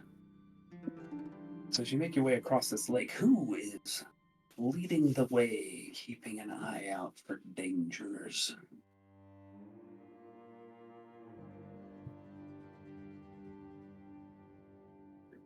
I vote Not for to Lardred. incite, not to incite Aiden him. will because he took in some Titan juice. What were you gonna say, Just- Ryu? Just a wee Yeah, bit. it's fine. It's fine. Okay, What am I rolling? Aiden, make a survival check for me. Easy as fuck. Very nice. So you are able to identify particular places in the lake where it looks like the ice is thinner and where there are some cracks that have formed. You avoid those places and direct your party around them. Hey, watch your step. It's looking a little thin there. And as Why sun did we decide to finally- walk across this icy lake? Yeah, aren't we supposed to like spread our weight or something? I Didn't don't we know. like learn something about that? That's only By, if like, it's thin terrain or ice. This is incredibly iced over. But he said it was thin over there. Yeah, looking all relatively thin. Okay. So you get about halfway across the lake before you would basically end your adventuring day. Do you guys wish to push on to the far edge?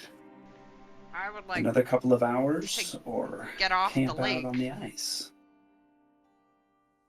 Full of hours to get out of ice. I don't want to be on the ice. What? Why not? Come on, it'd be fun. I don't want to be on the ice. Look, man, we already went inside of Giant's Fall.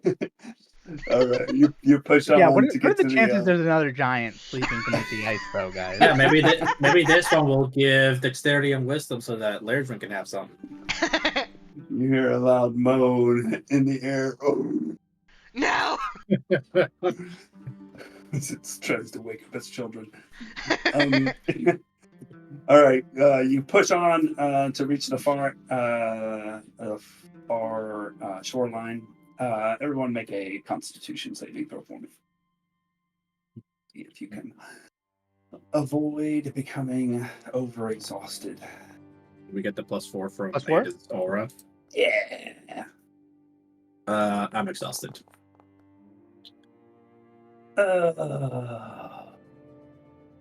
Yes.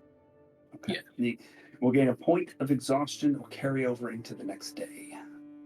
But eventually Aw. you reach the far edge of the lake. Same sort of landscape, a little bit of rocky outcropping there. You can see the hill in front of you. A little bit of brush, tundra-like, still quite icy. What would you like to do? You said there were like dilapidated houses nearby? That was to the southeast. If you wanted to Oh. head in that direction, you could instead. I mean, do you guys think that that would have been worth going towards? It would have. I don't know. Well, yeah. I mean, on the off chance that it gives you guys a safe place to rest for the night? What are you talking about? I mean, we would break from the wind, but I don't see the harm of it. My orb of comfiness can also do that. Yeah, let's head that way. Let's have. You guys think? I'm feeling pretty good either way. I feel invigorated. This is gonna be a thing all night.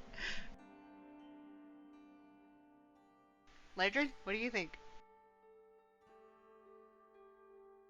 We can head for shelter if you want. Yeah, let's go to the cabins. So those are a bit further away from the lake edge, so maybe Aw. another hour or two walk to get over to where you can be upon them. So maybe we don't do that. So Jeff is already looking kind of tired. We can try. Let's try. I just rolled bad. It's fine. Yeah, let's try. You rolled bad? Got his What's dome wrong? of comfiness. Let's try. We can still use the dome. I don't recommend rolling on ice, Jeff. Well, I said rolling on the beds we will find. All right, another round of con saves, please. See? +4. Oh my god. Poor Sir Jeff. Poor Sir Jeff. Look, he actually overexerted himself today. He pulled a lot of shit. Another point of exhaustion for Sir Jeff. You Carry got it. over into the next day, but you eventually get to the buildings, and it is pitch black.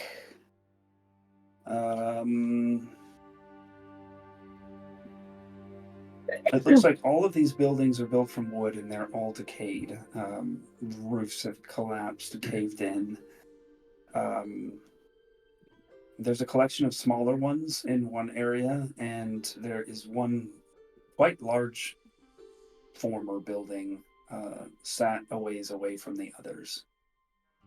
On the edge of the area, you note a lot of tree stumps extending in a southerly and easterly direction, and then several hundred feet further behind that, trees and forest.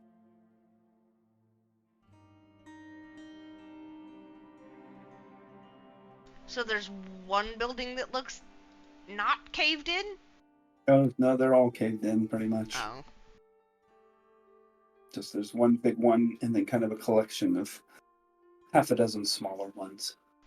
Is there any place that looks like it's fine to, provide any shelter? Looking around what is essentially rubble, you don't find any place that has a roof. Everything is caved in, mostly or completely.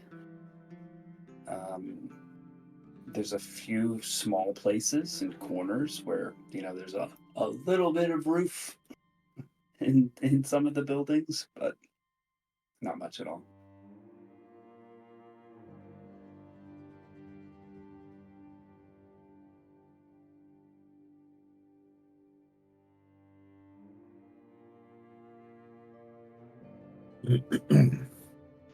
What do you guys think? Camp out here?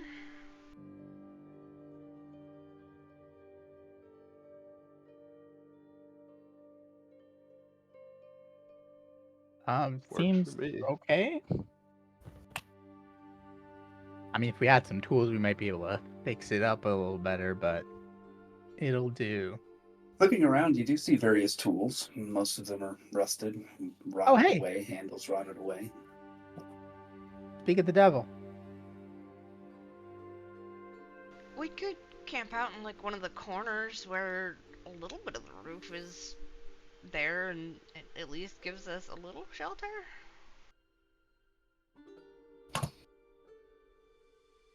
I'll start picking up tools. Cool. The hammers, some hand saws,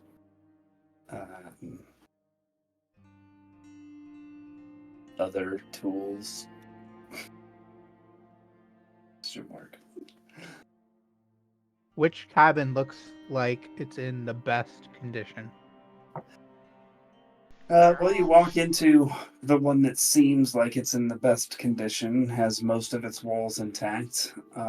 You are met with a bunch of broken furniture, a small smattering of common household items. You see a single fork, some broken dishes, broken lanterns, etc., etc.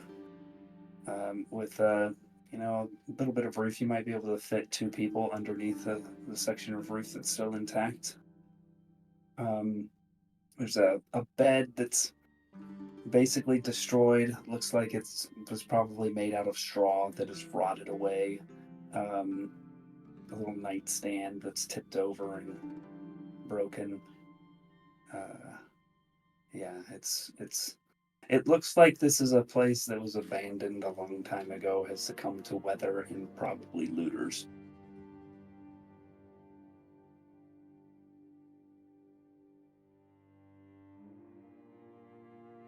We can put the dome up in here and it'd be kind of nice, right?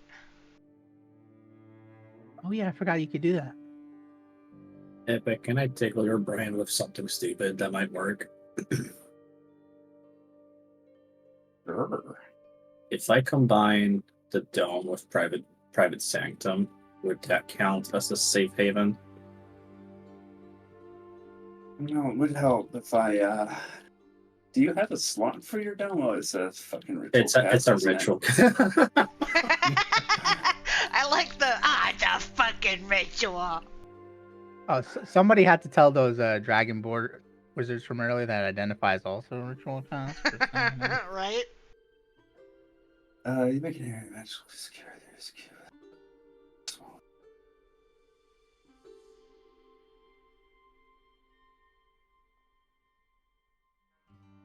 I mean, I would say you'd be able to make the private sanctum inside of the tiny hut.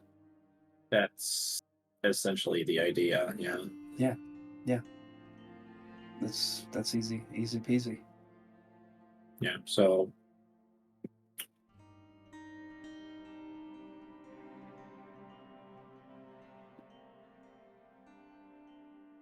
it's 11 minutes and then 10 minutes for me to move this.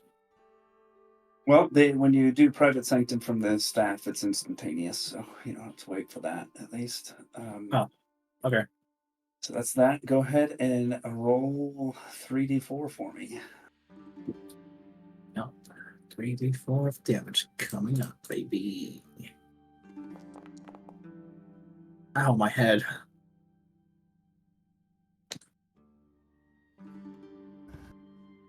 Ugh. So Jaff concentrates on the rod that Zyraxis had given to y'all, and he winces in pain as you see an additional or sense an additional wall of force erupt from it and stop just short of the dome's walls. So, Jeth, are you okay? What just happened? It's a side effect from using one of the spells of this staff. I just created a private sanctum on top of the dome for extra layer of protection.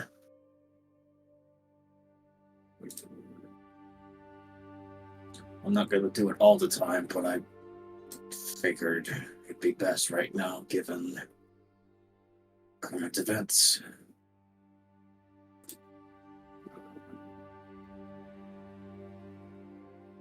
I'll slap Sajath with some lay on hands.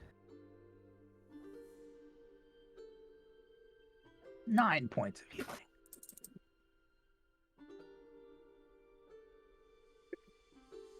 He'll smile at you, she's like, appreciate that. I actually feel just as I was beforehand. It was a hard slap. Thanks, Aiden. And just to make sure, Sajath, are you doing all of the protective properties? Is it Sound, vision. I mean, that's provided. Let's do all of them because it doesn't add anything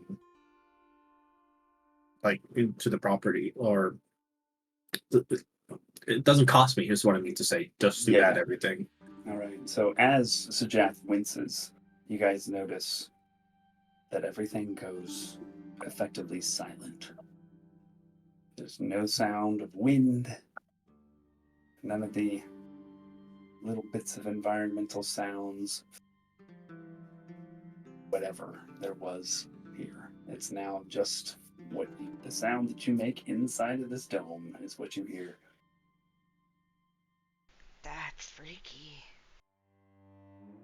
What just happened? I can hear my thoughts. I think you can hear your thoughts. No, I don't think you can hear my thoughts.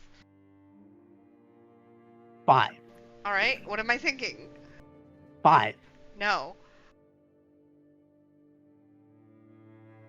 So Jath was thinking 5. No, I was thinking my head hurts from taking psychic damage. Ladrum? No, it was me. I was thinking 5.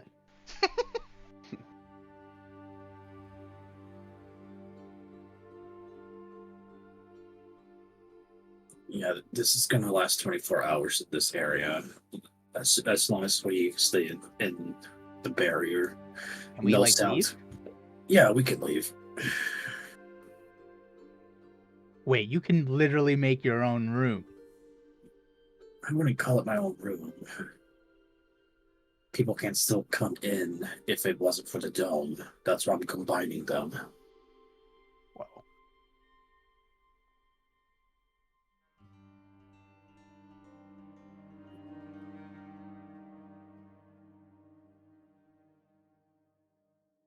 Yeah, so from the outside, if anybody steps out, you would notice the usual hue of, in this case, white to camouflage through the snow and the inside of this building, sort of, kind of. But like a slideshow, you also see like an ever looping darkness and fog around it as well. None of you can usually, like, I know with the dome it says that you can't see through it, but it's even harder to see through now. I'll stick my head out. It's doubly impossible. It's yeah. I stick my head out of the dome. You For us. hear the sounds of the environment and the slight wind blowing.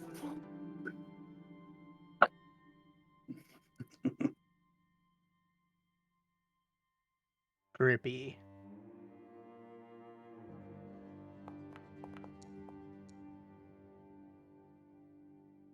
Guys, what's our plan?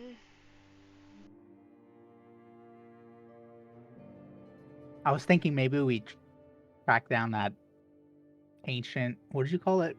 Primordial? Yeah. Giant but thing. That thing went And then way bring north. it. Yeah, we bring it with us to Natum's cradle. That would make things way easier. We just have him step on Jacob. Nice and easy. Counterpoint, we have a slightly smaller but still large giant that's coming with Horga, most likely as well. And we can still do that. Oh. Oh.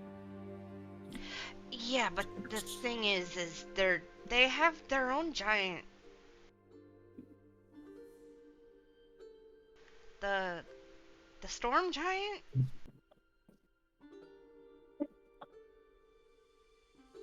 Okay, yeah, that just brings me back around to let's bring our own giant. And then it can deal with the 2 smaller giants. And then we just kill Jacob. Look, at the end of the day, we won't know what the full picture is going to be until we meet with our contact. So we can't really plan when we don't have all the cards in our hands. Yeah. I just mean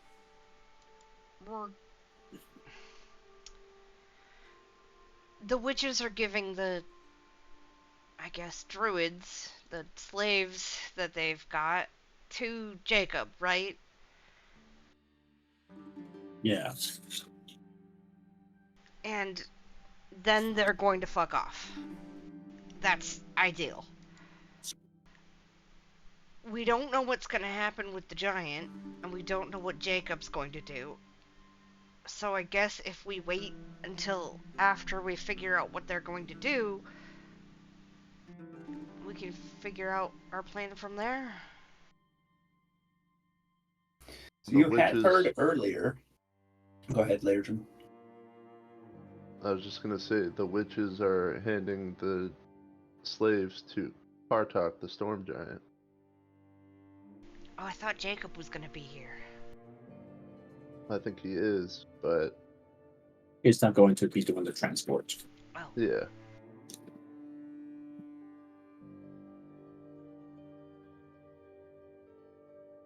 And it's either happening tomorrow or the day after, right? Yes. I think Jacob's there just to Ensure study goes smoothly. yeah. Well, either way, we invited Horga, or the Titan and Horga are not going to probably wait for any plan, so we need to take that into consideration once that happens.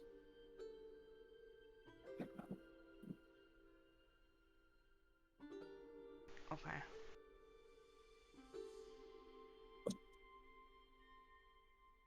Oh, and Kartok is helping for some reason. Okay.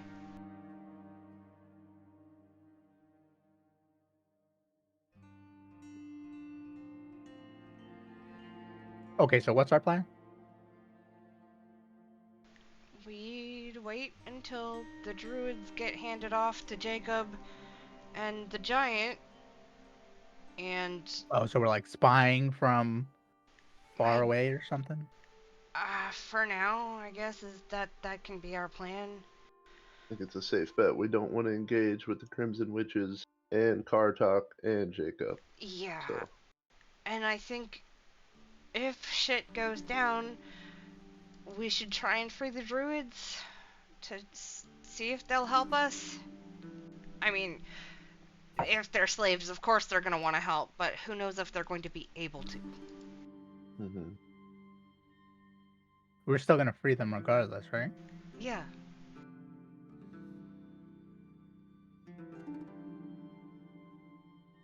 Again, we don't know the full picture until we get there, so... Yeah. Right. Having an idea of what we're going to do, though, it's good. We may have to wait until we meet up with Horga and Brath and Erlen We might. before doing anything. Yeah, we might have to. But the druids and the other giant, they're not going towards Bay End, right? Or they will be? Do we know? Bay's End is northeast from us. I think they're just going to be going north. Okay. Because Caston Town is across the bay. Oh. So they're going all the way up there. Yeah.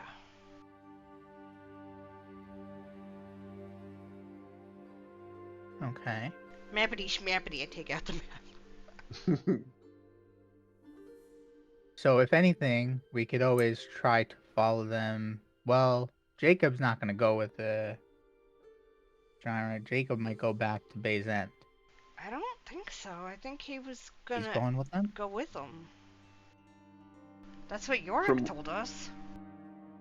From what Lairdren overheard, what I'm assuming now was Alani's mother commanding Jacob to escort the slaves and the storm giant, right? Trying to remember that conversation that I overheard. The one outside of Borkel's Baubles. Yeah. You definitely heard a woman's voice, dressed in purple robes and gold trim, telling him to basically ensure that the shipment of slaves made it on time and that all of them survived, and to use the giant or his wife if necessary. His wife meaning Jacob's wife, Right. not the giant's wife. And you mentioned that it sounded similar to Alani's mother's voice. That's what you didn't notice. Yeah, You that was rolled a low didn't- on your didn't perception roll check. perception, yeah. Mwahaha. Yeah, only we, the players, know that. But I did catch the fact that he was basically commanded to escort them, make sure they all make it. To make sure they make it, yeah.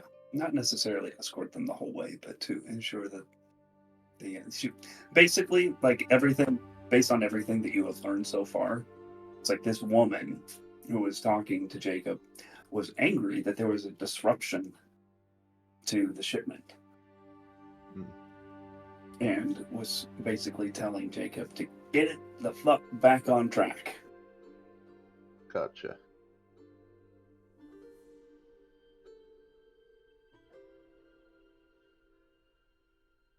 And you got confirmation from Yorick that Jacob had indeed enlisted the help of, quote unquote, the giant to do that. Okay. So, with all that in mind, if Horga and our giant, small giant, are able to make it in time, we can, like, square up against them and attack, right? Essentially, yeah. But if they don't make it, we could probably, like, scare them a little to maybe get Jacob to make sure he stays with them, and then we chase him down after with Horga on the tail. I don't know if that's a great idea. I think maybe we should tail them from far away so that we can just follow them. What Because if Jacob decides, like, oh, I'm not going to stay with them, they got this? well, then we have an easier time. Oh. Then I our thought we were job trying is. to kill Jacob. I kind of want to kill. I'm totally on board with killing Jacob. I mean, I am too. It's like half the reason I came here. I mean, I am too. But all I'm saying is that Well, I talked to fighting him this first. storm giant and Jacob, who already destroyed us the other night alone. Hey, he's not gonna do that against me. I'm gonna do Destroy something us. to him. Last I remember, he ran away but like Big Baby. He did, Mhm. but he really I let him hit me. Look, regardless, it doesn't change the fact that we have to wait till we know the full picture once we get there. yeah. So there's no full point in discussing the full plan now with hypotheticals and ifs. Yeah. Mm-hmm. It's time to go I to think sleep. we should get some rest. Should me and Ladrin step out for you guys? No.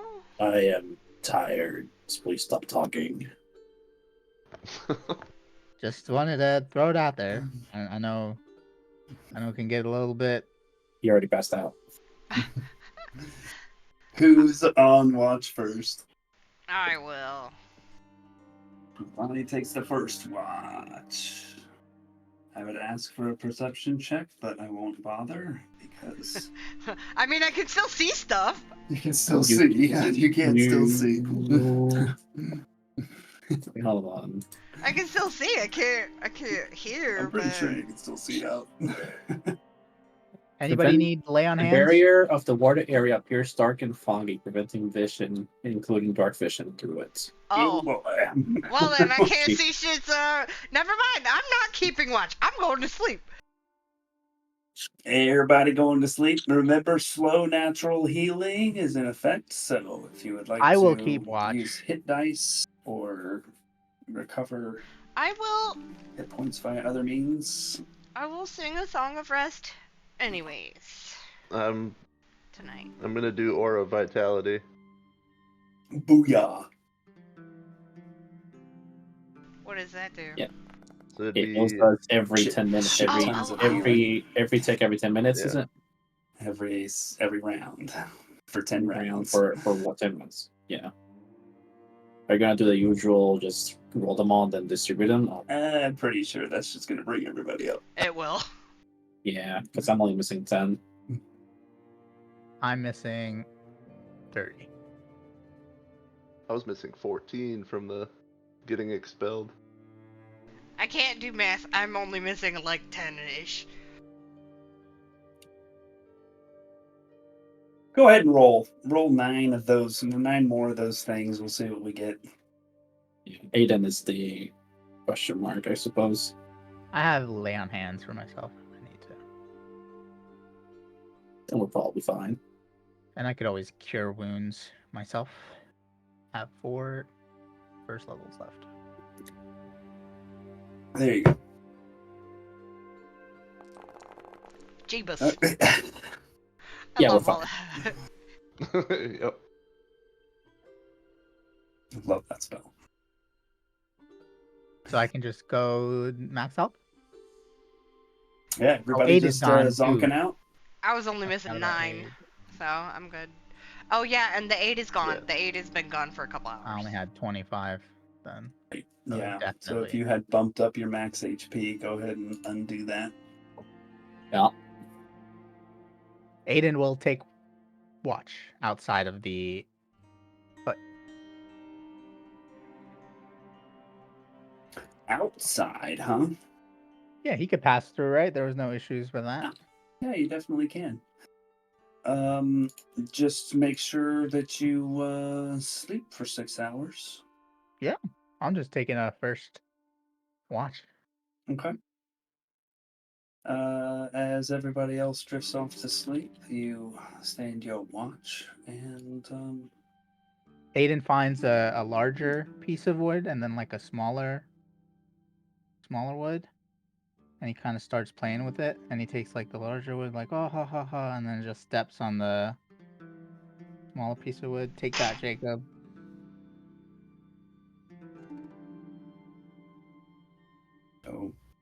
okay. He's just like a big child. I love him. And then he starts looking around to see if there's any salvageable pieces of wood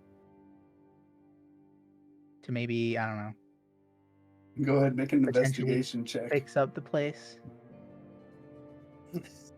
Well, Fix it's up like the place. I love it. keeping an eye out. This would be at disadvantage because it's in darkness. Darkness. Darkness.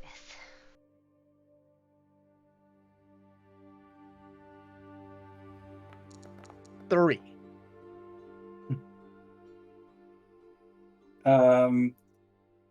No, but you're fumbling around in the dark. And does jolt the other 3.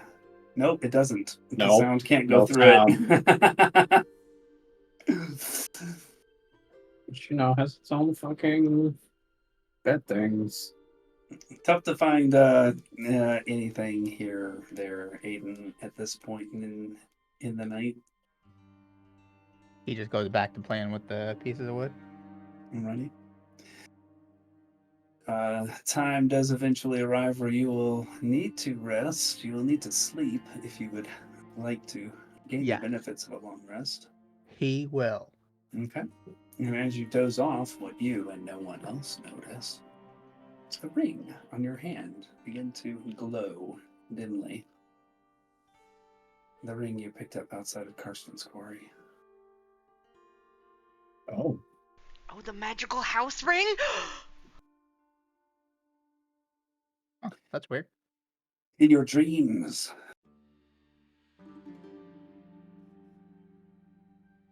which is shared,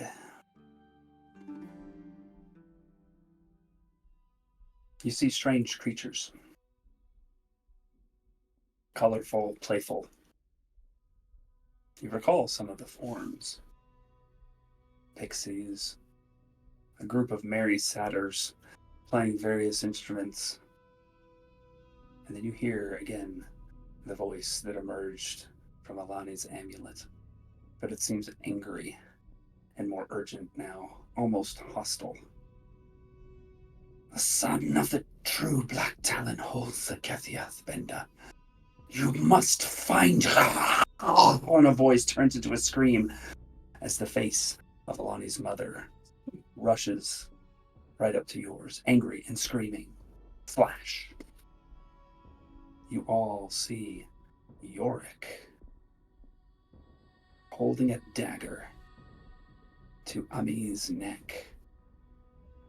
as he smiles wryly and slowly licks his lips. Flash! You all find yourselves in water, in darkness, churning and violent water. Wave after wave pounds your body, pushing you under. You struggle to reach the surface to get your breath. And then, after a giant wave hits you, you feel your body begin to rise up, similar to what you felt earlier on the Titan.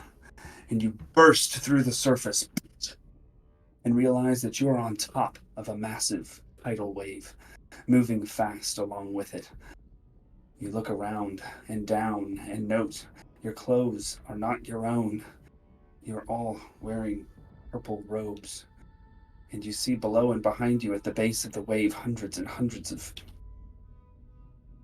bodies, people, souls.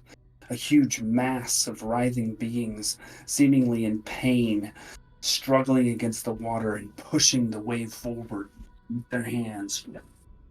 Then looking ahead, you see a city. A massive city. Spires, gleaming white, opal, and platinum spires, and one lone black spire. Faster and faster, closer and closer, the wave moves towards the city until the water crashes over the city, submerging it in 100 feet of water or more, submerging everything except for the top of the black spire upon which you now stand.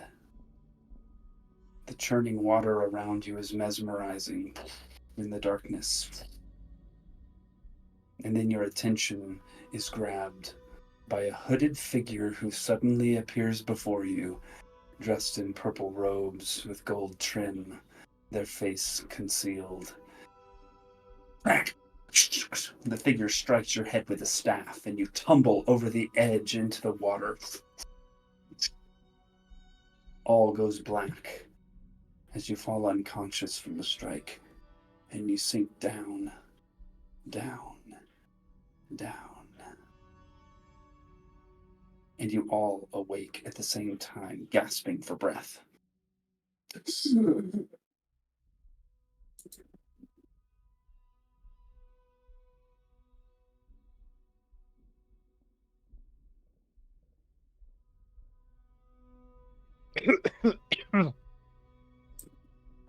Wow. I just had the craziest dream, guys. Everybody else saw that too, right? Did you guys see that? Or is it just me? Was it just... What are you talking about? As Aiden sits up, you see the ring on his finger glowing, and the light fades away from it. Oh, the That was just one of The my ring night was terrors glowing. then. Oh god. What did you see? I saw my mother, and And she went like, ah. I mean, yeah, that... Yeah, I saw that too. Wait, you did? Yeah, I saw like waves. I think we were like drowning, right? Yeah. We were like standing, and then somebody like there was hit me in the head. Yeah. You Yorick did. had a knife to Ami's neck. Yeah. What? Where's Pearl? You Pearl's left supposed to be taking care of me. Pearl with me. You don't think she's in danger? What was that? Like a I mean, a vision? Did we just have a vision? That's very similar to the other dreams I've been having lately. That's... You guys all saw it.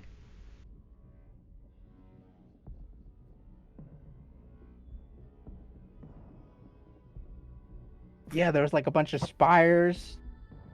And then like that one black spire. I think that was Zarzith Kitchell. So, Jeff, you definitely recognize that as Zarzith Kittrell. It was. That was my home. Oh. Didn't that lady that Lairdren heard say that she wasn't powerful enough yet to summon the wave?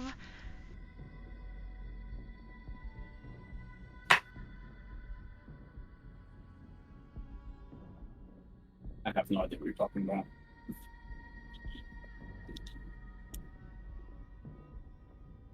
I mean, there was a wave in the dream. Is that what you mean? No, when Lairdrin overheard Jacob talking to the lady. The purple cloak lady? I'm not crazy. Yeah, there was a purple cloak lady who like smacked us. I think it was a lady. It was the one, the Borkles Bobbles lady.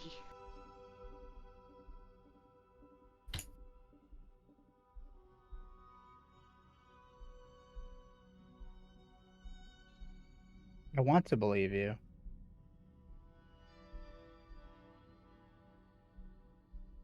Yeah, she said she didn't feel powerful enough to summon the wave. And I wonder if this is what that was talking about?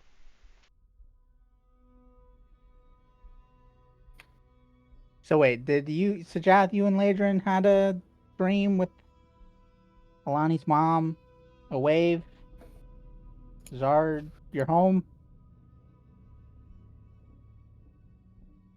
Yeah. You got smacked and then drowned? That's 2 nights in a row that I've drowned.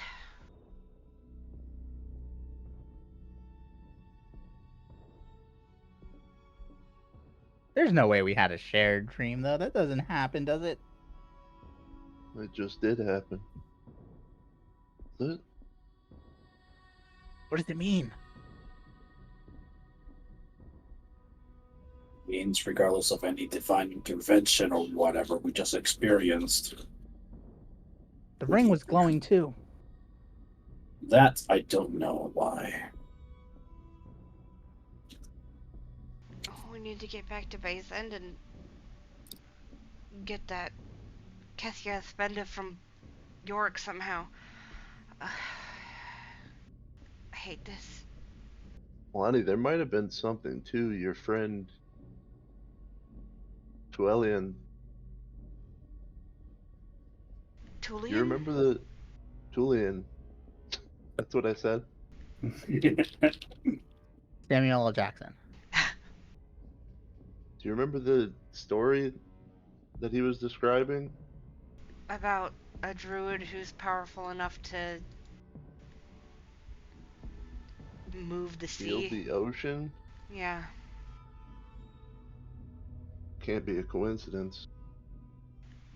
I mean, no, I've been thinking about that too, and the only weird thing about it is that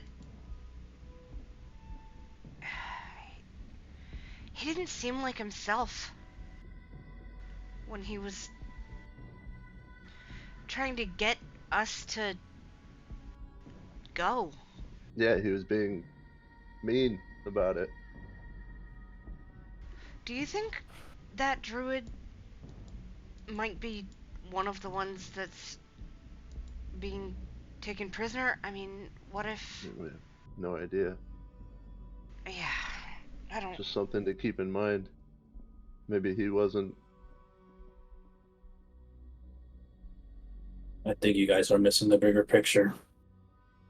Tulian might be working with Lots, trying to find a powerful enough druid to be able to cast a wave. Why do you think he would be so urgent? Falls into place, doesn't it? Why carry around thousands upon thousands of druids to maybe cause what he can do alone?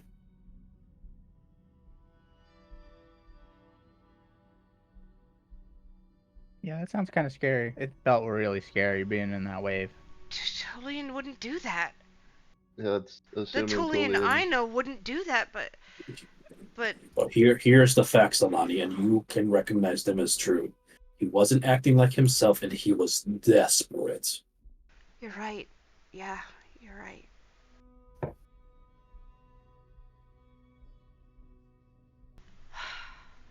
Couldn't he just get like the Oodalots to help him then travel wherever the heck he needs to go?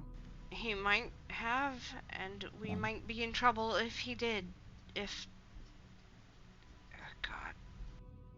Regardless, he doesn't even know where to look in the first place, so we have that going for us. And we still need to stop the Druid convoy from moving. It doesn't change what we have to do. It doesn't change anything.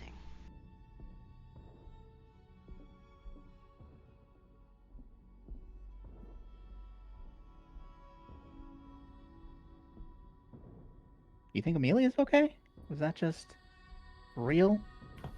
I mean, my dreams have been kind of prophetic, so. No. I mean, it could happen in the future. We just. We have to be careful. Yeah, I'm too far away to talk with Pearl. But I did tell Pearl to look after her, so hopefully nothing happens.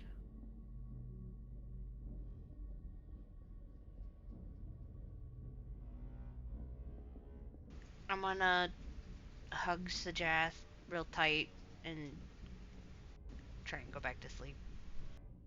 Did you guys want the room to yourself? No. Just go sleep, Aiden.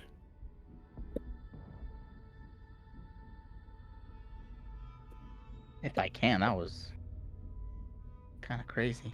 Now you know what I've been dealing with. Aiden's already passed out. He has pieces of wood with him. He has the one bigger piece and the one smaller piece. That's real cute.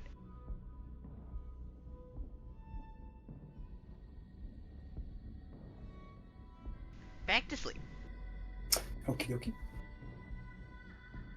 The rest of the night passes. Whoops. Need to adjust that. There we go. And eventually, around 7 o'clock, we'll say, the sun rises to another clear day with light winds.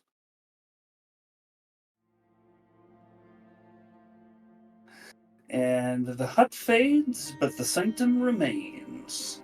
Yep.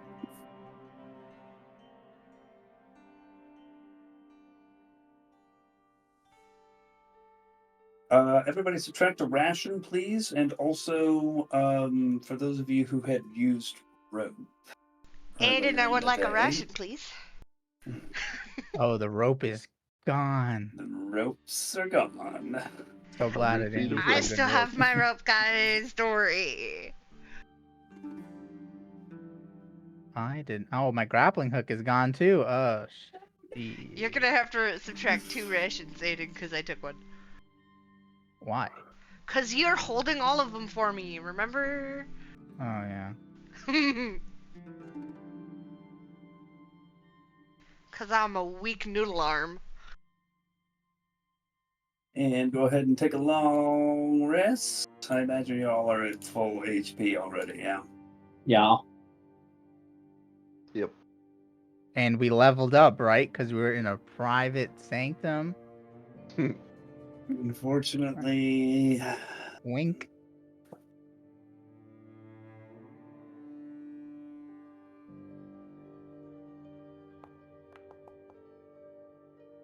no. All right, last chance, Alani and Sajath. If you guys want some time to yourself, well, Do you want us to have time to ourselves or something? I just wanna. Whatever is best for you guys. Aren't you curious though a little bit? About what? You know how that. You know, never mind. I'm projecting. funny. Wait, what happened? Don't worry about it. And for those of you who can prep spells, you can take time to prep spells. In the light of the day, to the northeast, you're able to see that hilltop that you saw earlier from the lake. To the east, you see boring open plains. And to the southeast, you begin to see something that looks like a building, square in shape, made from stone, rising slowly. Not slowly, because you're not walking yet. But you basically see kind of the top of what looks like a square stone building. And to the southwest, you see the edge of the boreal forest, past all of the stumps that surround this place. So,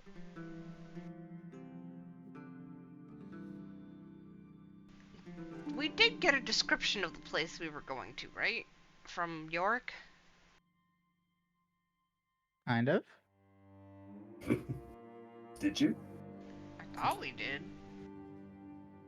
Nope. Yeah, it was like Nartham's Cradle. Maybe it looks like how it sounds. Everybody make a history check. Aiden would not make a history check.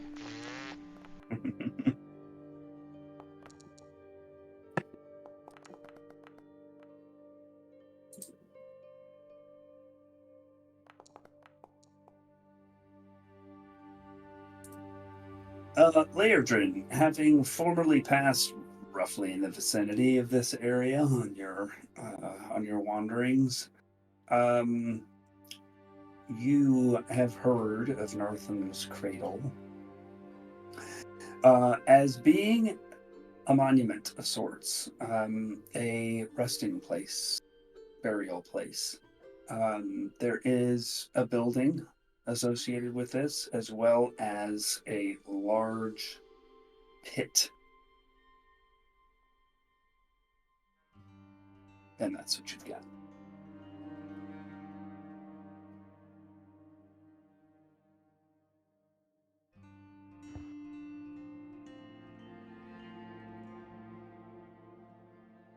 All right.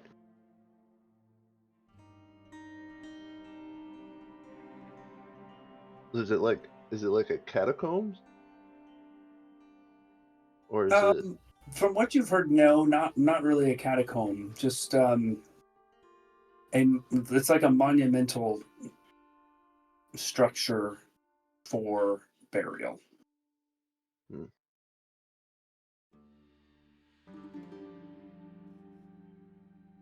I'll give you that. Seeing that stone, the top of a stone building just on the horizon from where you are now,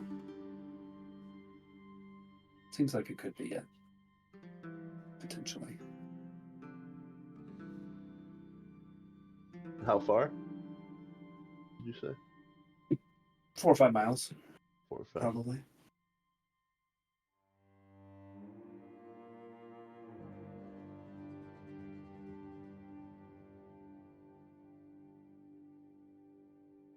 To the southeast. Is that what I said before? Do I remember what I said before? Yep. Do I remember with our discussion with Yorick?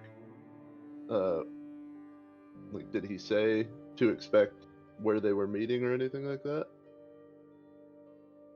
In the vicinity of Nartham's Cradle is as much detail Just as the he provided. vicinity.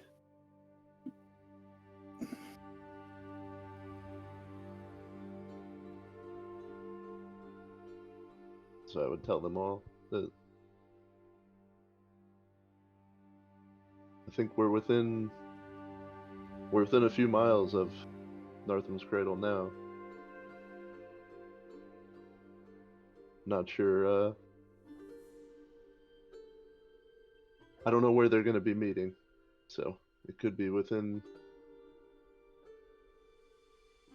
Once we get closer to the actual cradle, I can send a message to the gentleman we met that's going to be rendezvousing with us for a more accurate positioning, if anything. Let's get going then, I guess. Forwards and onwards. Alrighty. In that direction, who would like to take lead scout to begin trekking towards or in the southeasterly direction?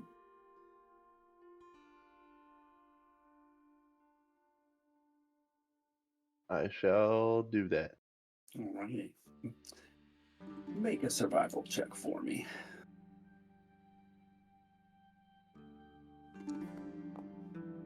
16. Nice. So you've got to wander through some valleys and around some rocky outcroppings that temporarily block your view of the building that you're aiming toward, or the structure that you're aiming toward, but you eventually get there. However, as you are walking, you all begin to feel itches on your legs and in your boots. Then it turns into a stinging or biting sensation. What the fuck? Everyone takes 2 points of piercing damage. It catches your attention enough for you to look down at the ground, where you notice what looks like a ton of tiny little jumping bugs of some sort. They look like tiny puffs of cotton with little black legs. Were it not for the tiny shadows that they cast in the sunlight and the sheer number of them, you probably wouldn't even notice them visually. The outside of your feet and your lower legs are covered in these little snow puff mites. Lana starts freaking the fuck out. Everybody, please make a Constitution saving throw. +4. Maybe I should have drank the potion. Oh, your con saves are baller this session, so Jeff. I'm just not gonna cast anything that has fucking concentration. That's what's it's telling me. Oh boy, so Jeff, you start to feel sick to your stomach, and you violently throw up. Whoa! You basically eject all of the food that you've eaten before. You will need to consume an extra ration today to avoid exhaustion. Wonderful. And yeah, you see all of these mites around you. What are you doing?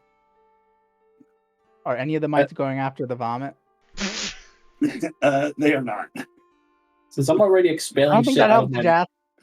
Since I'm already expelling shit out of my mouth, can I expel the other thing I can expel out of my mouth and flame breath as many as I can? If you wish, do you have any flammable objects that you're wearing? My flame breath? No, but where are you flame breathing? I guess. Are you flame breathing yourself or just around you? Just around me. Because they're on you as well. But yeah, you can definitely take out Look, a bunch of them that are around look, you. Look, I'll give it to you. I'll do it to myself to kill as many on me as I can. Roll damage, yay! I was gonna say I was doing the girlfriend thing, patting your back, helping you out, but now I don't know if I want to. Holding do his that. hair. Yeah, it's hair. He's got hair.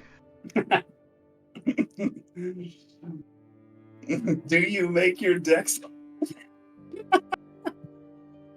Hey, I'll give it to you again. I'm doing it to myself willingly, so how can I dodge that, sir? All right, 9 points of fire damage to you as you burn off all of the mites from your legs and feet. You know what? Any in the vicinity of you. Hey! Why are you rolling? Because I was next to you.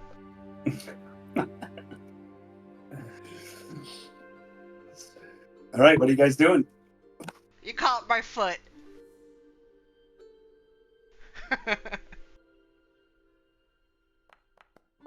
You'll take another 2 points of piercing damage. I'm kicking these fucking things off me. I want them off.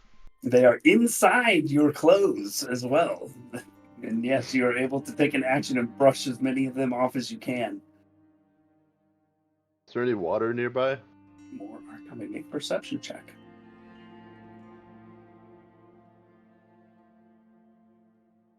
Jesus Christ. There's no water. There's a lot of No ones water today around, right now. Just snow on the ground. Nope. I'll take out a torch, light it, and just start getting at everybody's legs.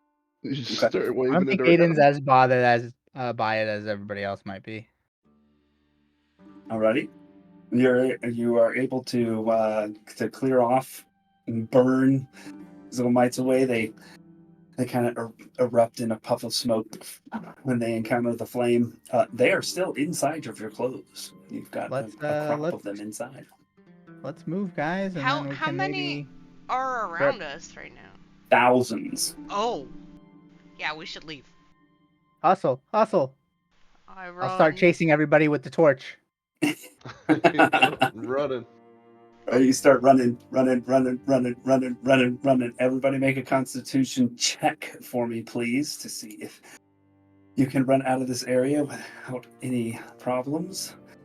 As you run, you're able to squash some that have wormed their way under your feet and inside your boot, but you take another 4 points of piercing damage as you're running. Alani, you fall behind a little bit. Sajath, Aiden, and Lairdrin continue ahead and are eventually able to move yourself out of the area where these things seem to be. I'll stick with Alani using the torch to help with the bugs. Okay, alrighty. Wave the torch around, blow more of them off, and eventually move her away. Alani will just say you take another 1 point of piercing damage, and also same to you, 1 point of piercing damage to you, Aiden, as you help Alani along. Eventually you move your way out of this area. You do still feel some moving around on the inside of your clothing. Stop, drop, and Yeah, roll. but- Stop, drop. But only now. Take off your pants. No. Yes, so Jeff is Sorry, just can you going please to. take off your pants? So we So can Jeff kill has these too many bugs? folds in his clothing, so he's definitely gonna take off his robes and be in his skivvies, while he, with his chucking grass, the fly swatter starts like everyone he sees, he's like. I like that. Very good, very good. And being out of the area with this and having disrobed partially, you are able to clean yourself off very quickly. How about everybody else? I'll point Alani, the you're torch stop, at dropping, and Ladrin. rolling. I'm stop, drop, and roll. I'm Take trying off your pants, trying to Ladrin. kill him. Yeah, I'm stripped down already. I'm trying to druidcraft and blow puffs of air through my clothes to get them all out. You go and blow them all away from your body. Probably mixing in some flames in there. Kill them. Alani, you roll along the ground, you feel them. You can actually feel them squish against your skin. Ew! Bad And then idea! whatever is inside of them starts to burn a little bit. And as you are killing them all, you take another 2 points of acid damage. Ow! Guys, don't stop, drop, and roll. Don't do that. It's bad. It hurts. Yeah, that's why I said to Seems take be- off your pants. I'm wearing a skirt. Aiden, what are you doing? He took off his pants and is like burning his skin with the torch. Lightly. Alrighty. Lightly charred. Little bit of char, 2 points of fire damage to you as you definitely I think I burn burned the some hair hair. off of your legs. Smells a little weird. It smells bad.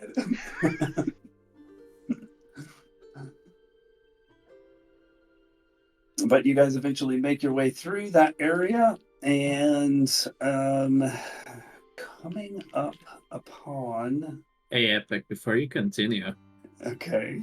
I humored you. How many did I kill with the flame breath?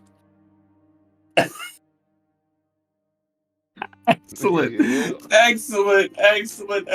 You got me. 352. So, I'm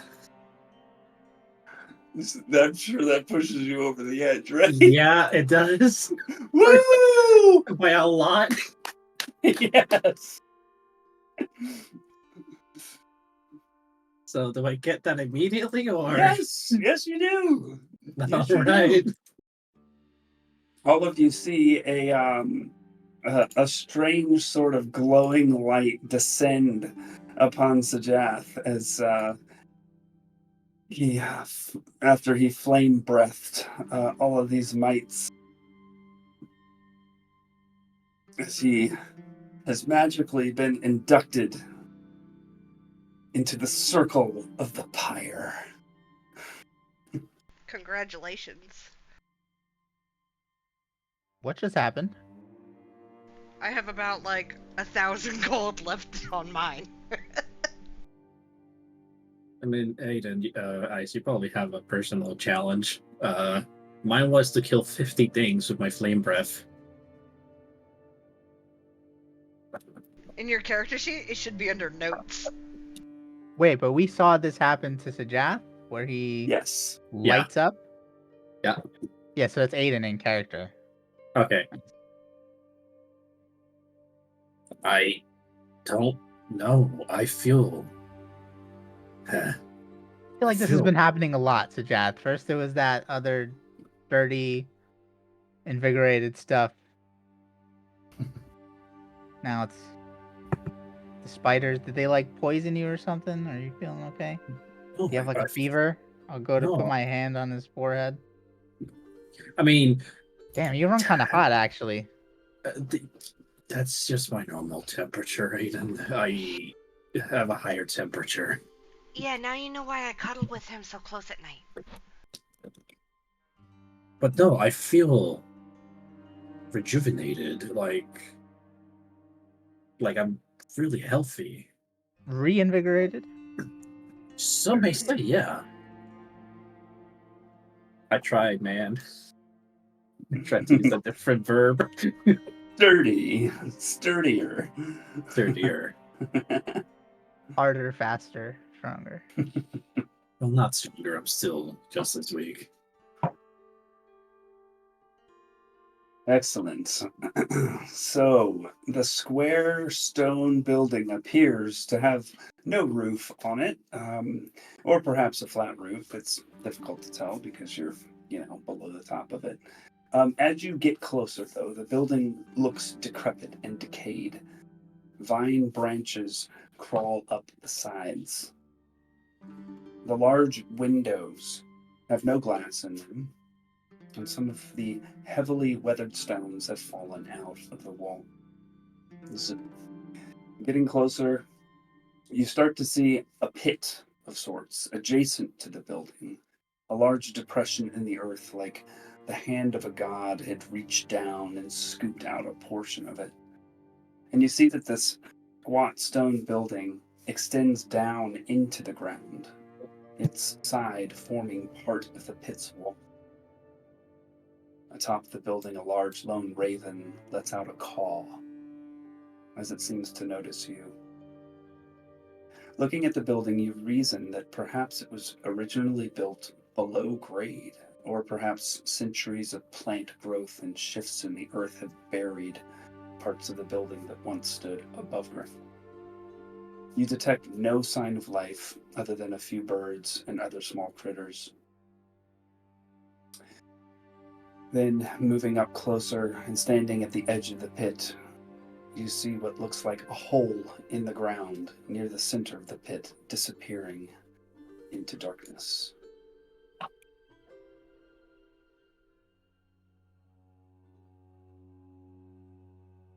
You think there's another giant in there?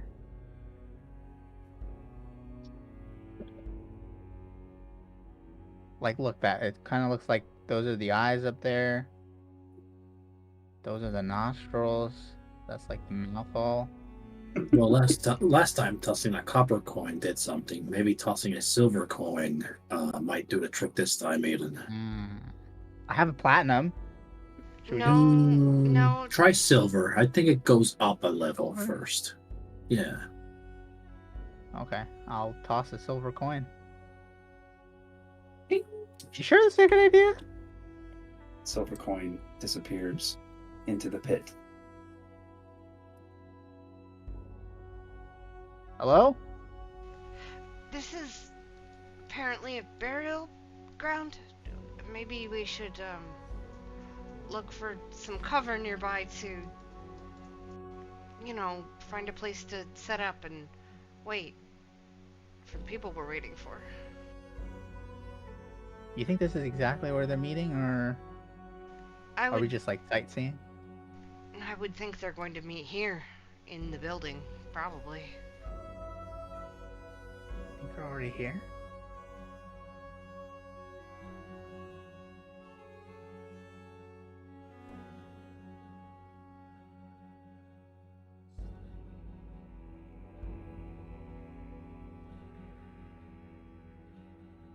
Nah, I guess not. I mean, we don't know. I mean, does the building look occupied? Can we hear anything? You don't detect any sign of life. It does not look like the building has been occupied in a very, very long time. So Jeff is just gonna cut the bullshit and cast sending to contact our contact. Achman? I remember that name. And he'll say, "We are at the Norton's cradle. How close are you, or where can we expect you?"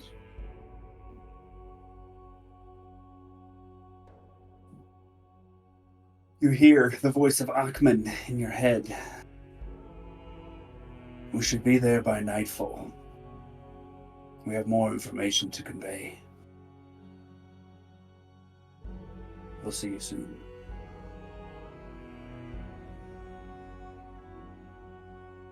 Yeah, we could have definitely taken a side travel. They'll be here by nightfall, so we have time to kill. He'll cast another sending to Horga. Mm-hmm. Just checking up on you. Do you figure out how long it's going to take you to get to the Northland's Cradle? Looking forward to seeing you again. Oh, tell her to check in on me. No. She's probably already long gone. So he's not going to say that. Hey, we just passed the hot springs. I mean, if you need me there quicker, Erilyn says she knows where it is and can take me. I can be there pretty quickly, I think, with her. If we want Wrath, it'll be probably 2 days.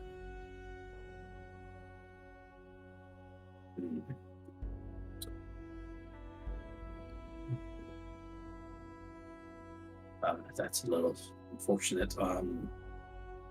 Horga is still 2 days off, but she says that she can be here instantly if it's just her. I don't know if it's...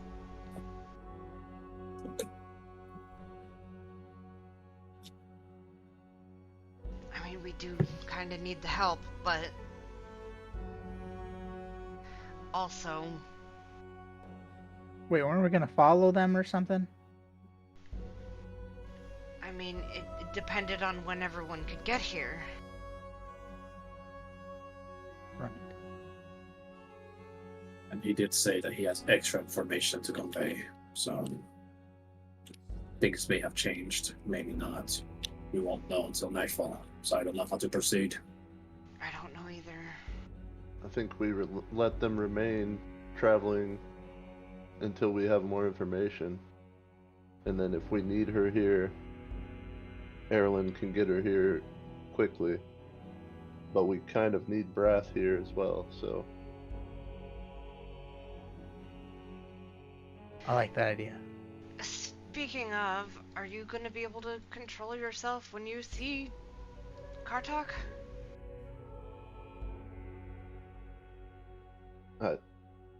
I don't know. Hey, we're here for you. We got this. I'll Yeah. try. Oh, That's all I can. I know you'll promise. try. I just mean, should I prepare to calm you down?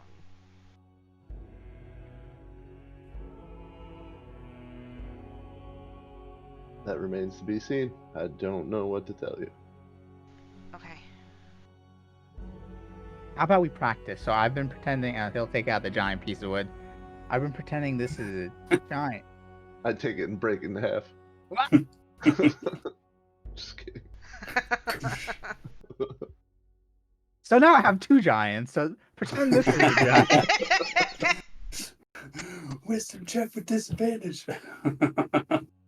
I'm like, where are we in Nartham's Crater? Like, we're not Standing down at the in edge of the pit is Oh, where I God. left you. Okay. Could we hide in the pit? No. It's a pit. The question is, will you fall into the pit? I'm going to check out the building carefully. Okay. And like just see what the layout is of the building.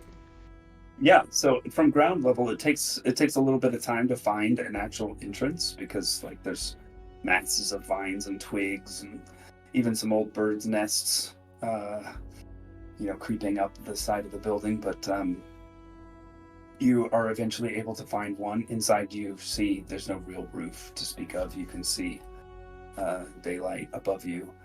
The floor, similar to the outside, covered in a layer of earth and dirt, more vines, roots, brush, fallen timber beams, and worked stone pieces litter the floor as if nature took over this place a long, long time ago. There don't appear to have been any internal walls in this space. You do spot a crumbled stone staircase along one edge of the interior wall that wraps around the perimeter, looking as if it led up to another floor above, perhaps, or maybe even the former roof of this place.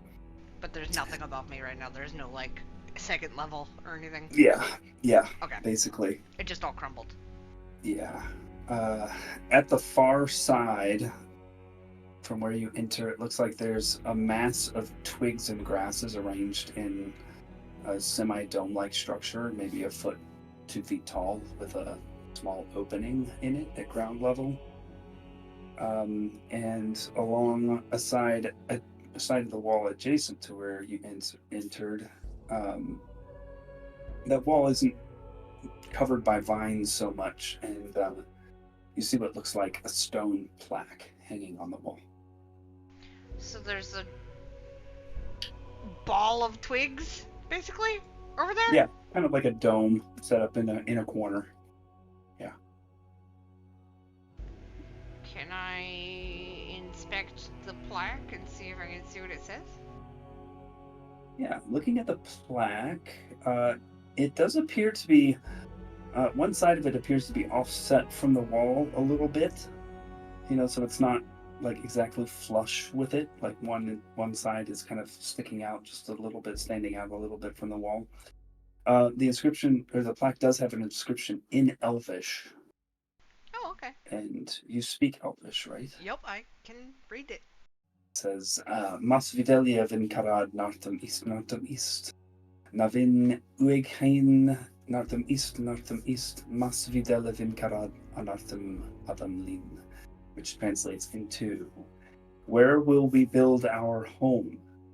Nartham knows, side by side we're not alone. Nartham knows, where will we build our home? With Nartham we found a way. Huh. And go ahead and make an investigation check. Okie dokie. Investigation. Poop. A boop. That's 11. This plaque, based on how it, didn't look even with the wall, you do note on one side it looks like it is hinged and could possibly be opened away from the wall, like a small door. I will do that.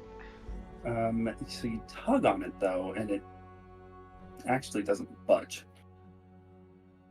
Like rusted. Maybe? If I stick my face over to the side that's like not flush with the wall, can I like see anything? It looks like there is a small pinhole kind of right in the middle, like vertically in the middle.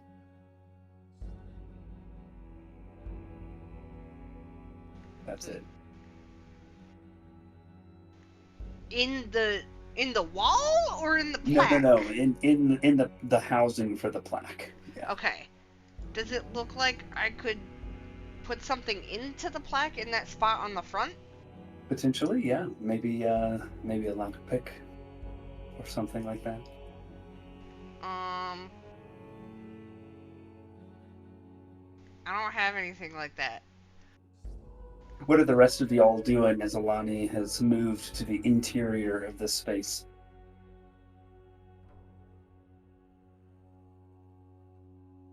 I'm looking out the surroundings just to make sure that there's nothing like looking at us or just something out of the ordinary that wouldn't be here from my assumptions of something that wouldn't be here, if that makes sense.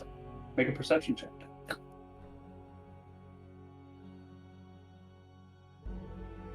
Yes. I see a pit in the floor.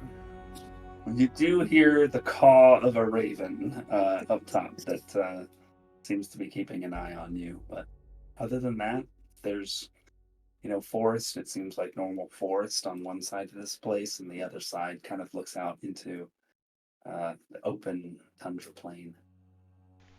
I'm gonna stick my head out of the vines and shit that I climbed through to get into here, and I'm gonna say, Aiden, can I borrow your lockpick?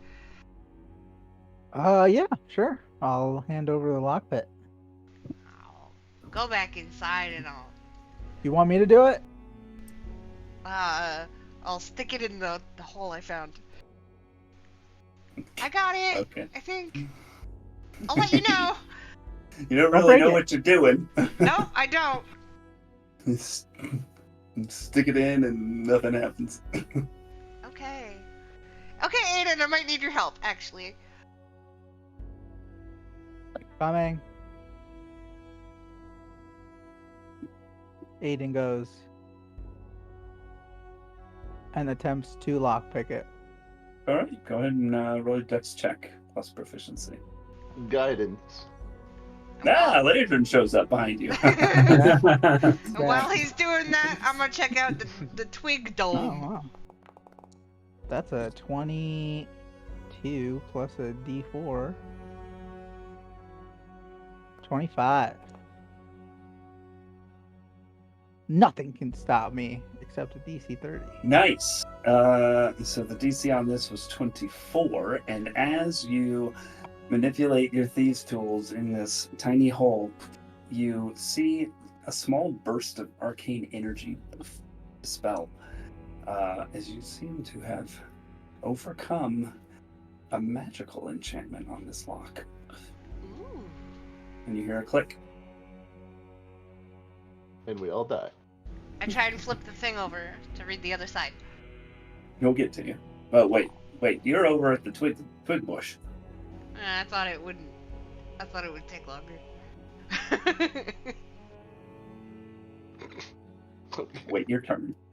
I'll wait. Normally we are supposed to check it to make sure it's not trapped as he's opening it. I will relay the information from the front of the plaque. I will read it as I'm fucking with the twig ball. Wait, Alani's not next to us while I'm opening this? I thought I was, but I'm not. I'm with the twig ball. Didn't you say you went over to the twig ball? I was gonna, but then I decided not to, and then you said I was. Wasn't over she there trying anyway, the so... chest first, and then she asked me to come, so did she walk away, or did she stay at the chest? Yes, she did. I'd imagine she would've walked stayed at over the to chest. the twig ball. Oh, I okay. thought it was while you guys were getting in here. I don't know. Alani, where are you? I'm opening this chest. It's not a chest, it's a plaque. A plaque, whatever. Lock. Okay, what happens? I unlocked it.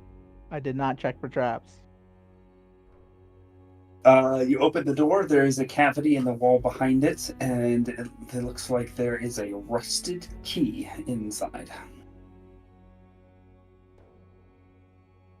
I will check for traps. Roll an investigation check. Hey. Guidance? Too late. 16. No traps. Somehow Trigger has found out how to send messages.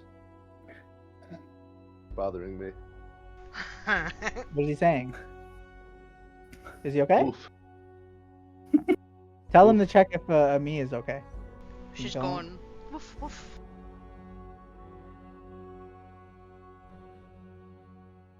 But yes, no traps. You detect no traps in the vicinity of this. This I think we're plaque. okay. Alani, you want to Copy come of the over key. here and see what this stupid key is for? I do want to, Maybe it's but I'm not checking stupid. out this twig ball. Okay. I'll pick up the key. Alrighty, you have a rusted key in your possession. Alani, you go investigate the twig ball. You hear some a critter inside of some sort. It's a marmot. It seems like a squirrel's house. I'm gonna leave it alone. if you happen to look inside, you would have seen a little ferret. Aw. Smelly. Very defensive ferret. I'll back up. Hey, Lairdrin, there's a furry friend here. Uh-huh. Yeah. Maybe you could give us information? Well, that'd be great, but I have not prepared to talk to animals today. I could give it a shot. Okay, Aiden, what'd you find? What was in there? Oh, it was a key. Can I reread You should have the seen me plaque? open it. It was amazing. I really wish I had. You want to reread the plaque? Yes. Copy paste. Copy paste.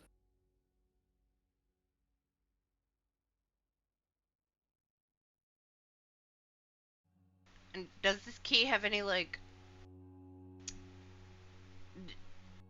It's just a normal ass key. It's not like, it doesn't have any, like, iconography on it or lettering or anything at all. No, nope. It's got a diamond-shaped bow, skeleton key. It's rusted.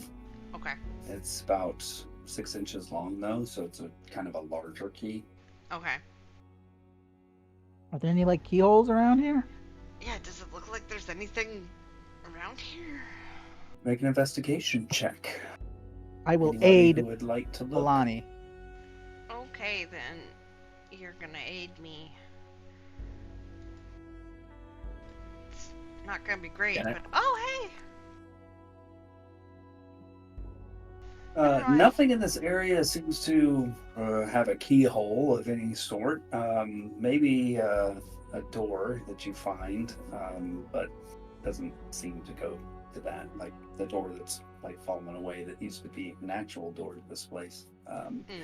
But you do also find a hatch in the ground if you kick away some dirt and vines. Can I lift it, or is it like...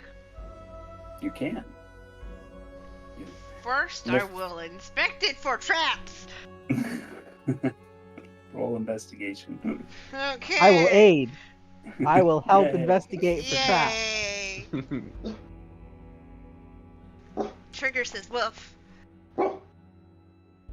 That's not great. 13. There do not appear to be any traps on this hatch. Okay. Let's see.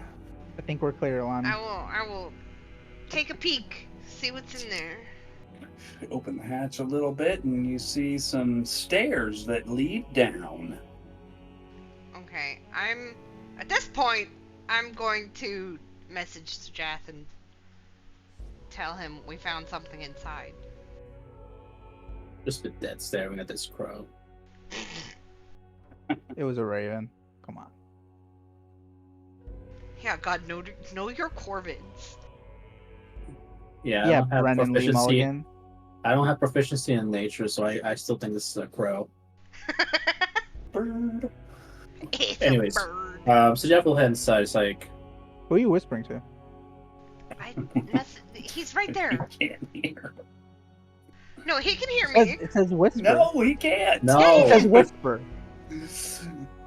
I can't hear what she's That's what saying, I'm but I can hear saying. That's what we whispering. said before, Alani. The spell says you whisper something that only the recipient can hear. But I can still Oh, hear whispering. Isn't there a verbal component? No, there is a verbal component to it.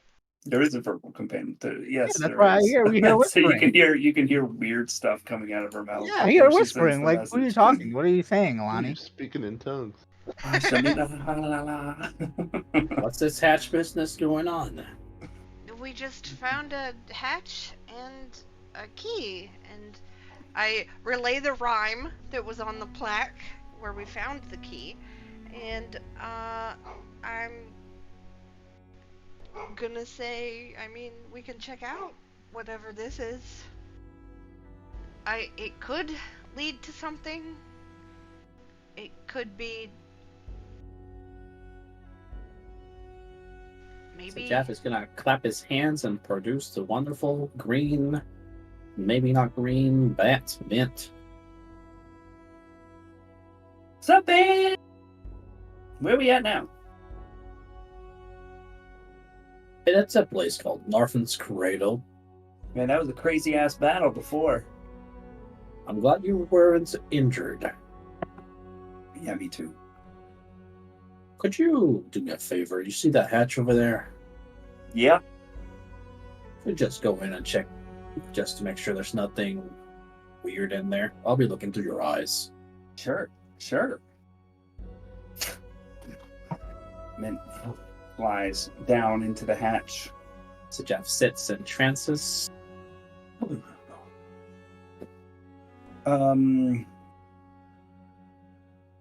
You see daylight.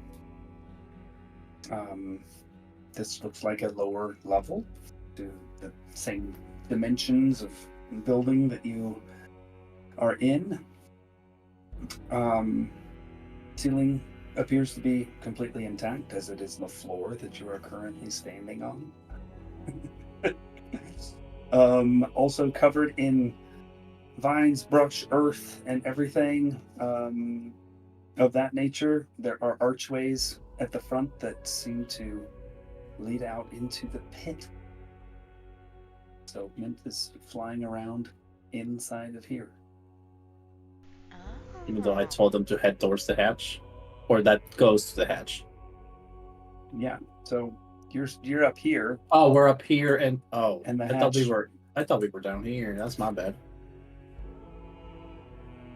It just leads to the hole. Oh yeah, let's check it out then. I go downstairs. Yeah. I'm looking out for something this key could go to. Okay. So stepping down the stairway, this stairwell appears to be mostly intact. Again, kind of following the perimeter of the building. You do see the currently open air archways that look out into the sort of ground level of the pit that you saw from outside. The ground is again covered in vines, brush, and thick layer of dirt and earth. Although there are areas where you can see stone floor, because this floor has not been exposed to the elements quite as much as the floor above.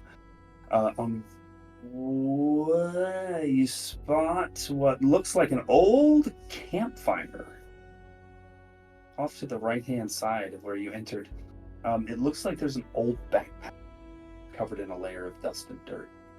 And you also see on the opposite wall what looks like a thick blanket hanging on the wall, but not something that's pinned or fashioned to the wall or looking like it actually belongs there, like a tapestry or something, but like it's been slung over something hanging on the wall. And if you're looking for a place for the key, go ahead and make an investigation check.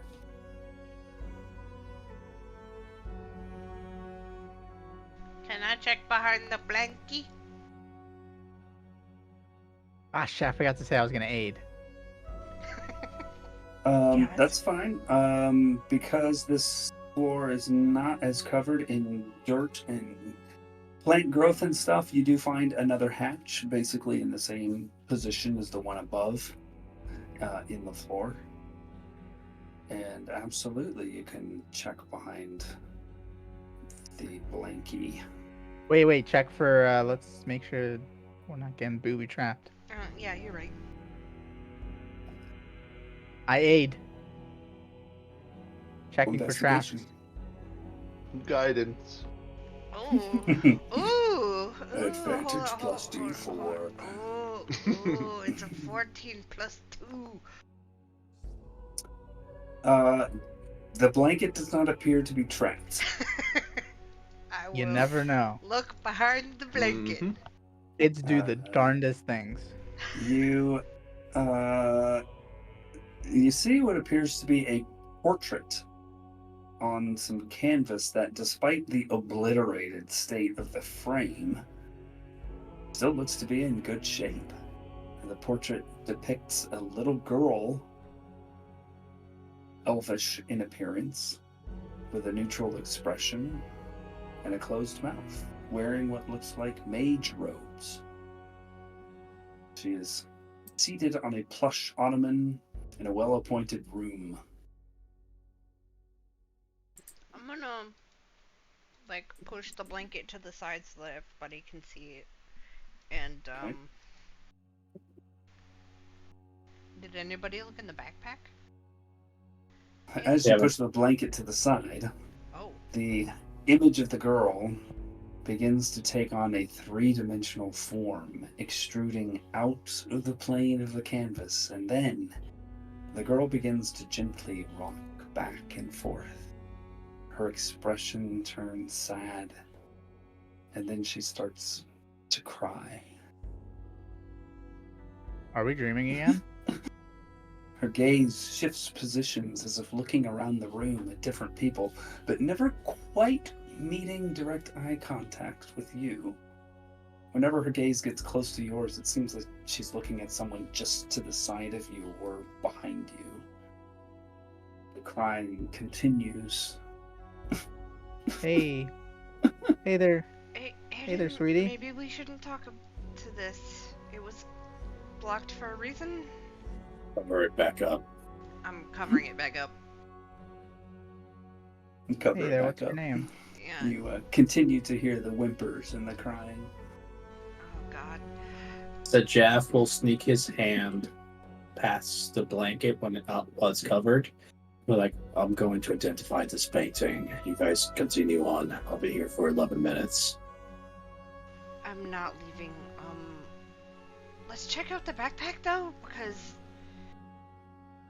maybe it has information about what the hell this is. What's in the The image bag? disappeared of the girl? What's The that? image Aiden? disappeared, right? What? The painting's covered up again, but you still hear the crying and the sobbing. Hey, it's gonna be okay, Will. We're here. You don't need to cry. Whoever's looking in the backpack, make an investigation check. That would be Lairdred. I thought you were looking in the bag. Okay, I just have been doing all the rolls, Each other. man. Alright, guidance. Yeah, guiding you. I'm guiding you Guide and aid. with an Help aid. action. Ah, there we go. Okay, Hey. there you The backpack is old and stiff, but you find inside of it a pickaxe, a rope net in good condition, a nasty ass bedroll, Ugh. a water skin that seems to be filled with liquid, what looks like a piece of sheet music, and a scrap of parchment with text written in who speaks Dwarvish.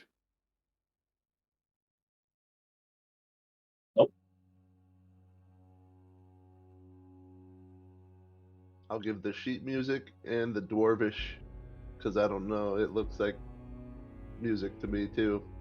Both to Alani. I missed the other thing that was in there. I know there was something else. Pickaxe, rope net, bedroll, water skin, Water skin. Water yeah. skin. sheet music, and a Dwarvish note. Okay. What can I can read the sheet music, but I'll take the parchment and I'll just wait for Suggest to be done.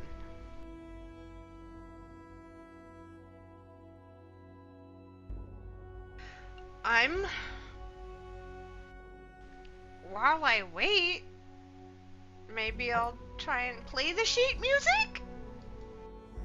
Do you think that's a bad idea, guys? Do you think that's a bad idea? Maybe until we're out of here, or at least until Sajath is done. Oh, it might help. Might help the girl who's crying. The title of the song, Alani, for what it's worth, is "It's a Long Way from Terrytown," and it appears to have notation for lute, guitar, and lyre, along with vocal melody. Well then, fuck it, I'll play it. What kind of music does it? Okay, you're playing it. Yep, I'm gonna play it. Alani whips out her Lute. I have a lute. I have a lute, and I can sing. I was just asking which instrument you pull out. The only lute I've been playing, which is the magical one. No. And sings a tune. It is in a major key, but it's got kind of a somber, almost homesick vibe to it.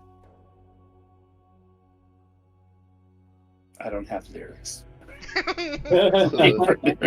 So the type of music to really cheer up a crying girl. Yeah, it's great.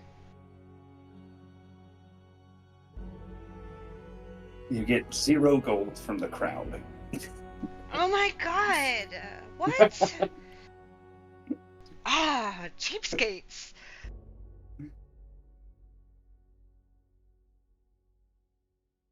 So Jeff, 11 minutes pass. You're casting Identify to identify a particular spell, is that right?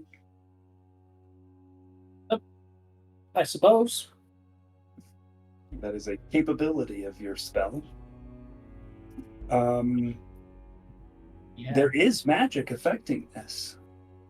And just want to check real quick. If the item must. It's more powerful magic than you feel capable of wielding. But it is something that can create an illusion.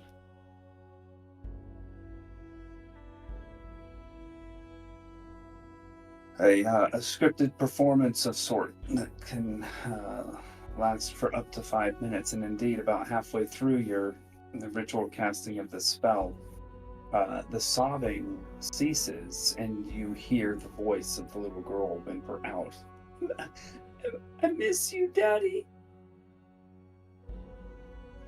And then the whimpering and the crying stops.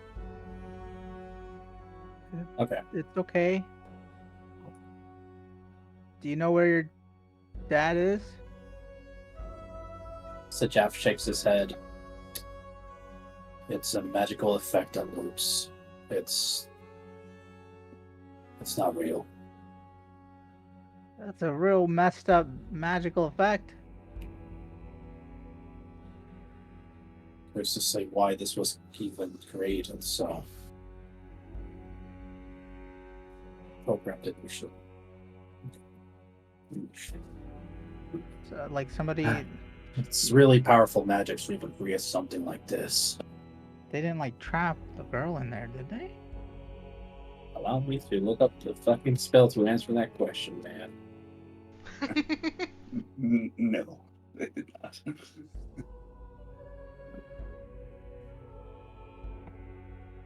Well, guys, there's another hatch back here that goes down further, it looks like. Did you You guys find anything in the announce bag? Did you guys announce that you found something written in a language nobody can read? No, but I'm going to. I was gonna show it to Sjath after you were done with your identify. I'll He's peek gonna- over to Jad's shoulder. He's going to snap his fingers and Oh wait, Quick I know check. this. You know Dwarvish? Is that yeah? This is Dwarvish, right? Yeah. What does it say? It says, "Epic is the best DM ever." The Yeah, what best does it note. Oh my That god. is the best note ever. JK, psych. Psych! Well, the text says, "Fuck you, Aiden," from the past. There is a. It looks like a list. There's a kind of a title to the little parchment sheet. Delving list underlined. Rope, torches, crampons, extra jerky, empty backpack. And then a note that says, "Leave ring here just in case." And also, you found a gold ring inside of the backpack. Oh, okay. hey, you forgot to check this pocket. That's weird. Worth 20 gold pieces. So Yeah, it looks like it's just yeah. a bunch of items. You know, gold ring, rope. This one says, does that say tampon? No, that's crampon. Sorry, What's my a door's a little tampon? rusty. The dwarvish Uh, tampons. And yeah. crampon.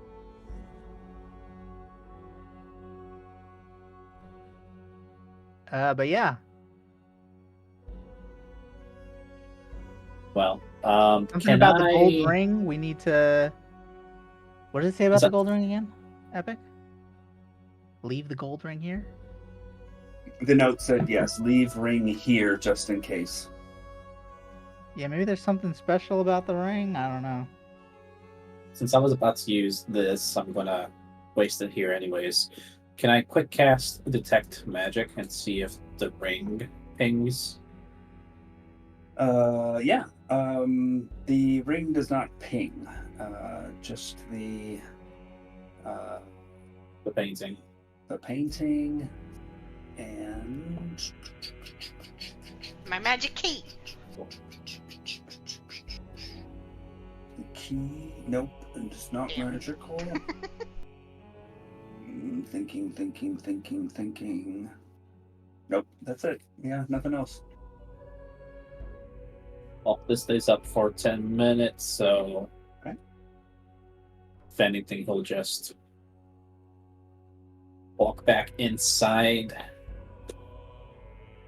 Since they also said, so where's this other patch? I point it out. And open it. You open it. There does look like there is the first couple of steps of a staircase, and with your dark vision, you see it crumble away, and you basically see stone walls, the same dimensions as the room that you're in, extending down until they fade into black at the range of your dark vision. I poof out my dancing lights and send them in. What's the range on your dancing lights? 120 feet. All right, so you can see a little bit further than that. Wait. it goes down way further than 120 feet? Yeah, your dark vision's 120 feet, so you see your dancing Oh. lights are basically at the edge of your dark vision. Okay. I'm trying to say, the stairway, like the wall of this place, it just fucking drops down 120. There's nothing. Just down. Just nothing. Yep. At Oh. least you don't see any bottom. Okay. Well, it doesn't look Can like there's a I- bottom to this place. Light a torch and throw it down. Yeah. Light the torch, toss it down. Watching it. Eventually hits the bottom. You see a very small torchlight. About how far do I think it is? Make a perception check.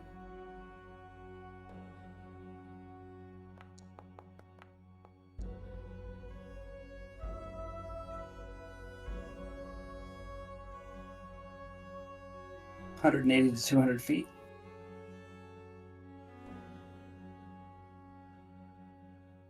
I can see the torchlight. Do I see anything else around it? No. Nothing besides just a little bit of wall. Stone wall. Hey, Aiden, come here. Okay. Do you want to have an out-of-body experience? No, I've had way too many of those lately. You sure? Fine. What are you gonna do? Hey, Mint. Yeah, man, what's up? Time to go down this next. I do not want that. Yeah, Door. can it even fit? I don't want to. Wait, what? What? What? What is going on in Aiden's head right now? Go down this next hatch, Mint. Out of body, Aiden. Out of body experience. Yeah, can it fit where? I'm gonna blow his mind either way. Anyways, I'm telling Mint to go down the hatch so he can see with his special eyes.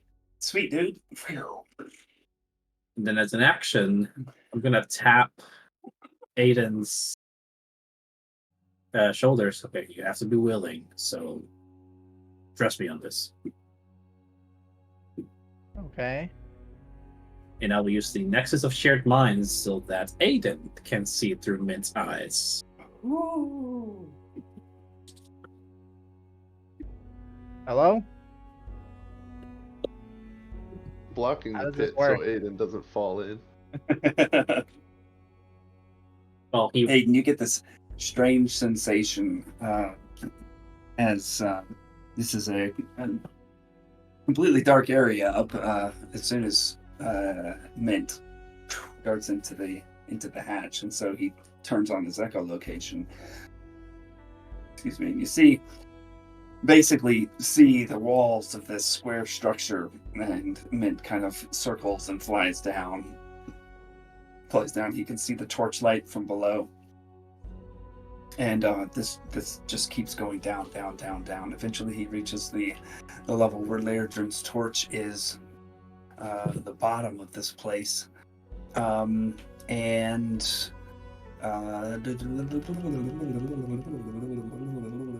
There is just off to he kind of does a circle, and then in the direction of the large depression on that side of the building, Mint is able to detect just the faintest bit of light streaming down. And then in the opposite direction, there is an archway. So this is kind of back the direction away from the pit. Mint detects an archway. There is a passage through that archway, but it appears that passage ends about 15 or 20 feet beyond that. Circling back out into kind of the larger area at the bottom of the pit where the torchlight is. The walls down here and the floor and even the ceiling that is carved out even further away from the edges of where the building would be are rough and pitted, and there's lots of places where his little beams of sound are able to go, and he gets kind of a scattered return and stuff. So it's just basically gives you a sense that it's really down here. It's not smooth workstone or anything. And that's basically what he sees. Where would you like him to go now, Sajath? I want them to head towards the hole. Which? Or where the hole would be. Sorry. Okay, like where that faint bit of light was, Yes. kind of in the direction of the pit. Okay, he flies that way, and he's able to look up and actually see some sky up there, way up above. Okay. I'll have him turn around and go the opposite way down that hallway. He flies in that direction, and again, it's just kind of a hallway that just ends. It's completely dark in this, so he's just completely relying on his echolocation at this point. Okay. I'll have him come back and I break Aiden's channel. Dude, it's pretty dark down there.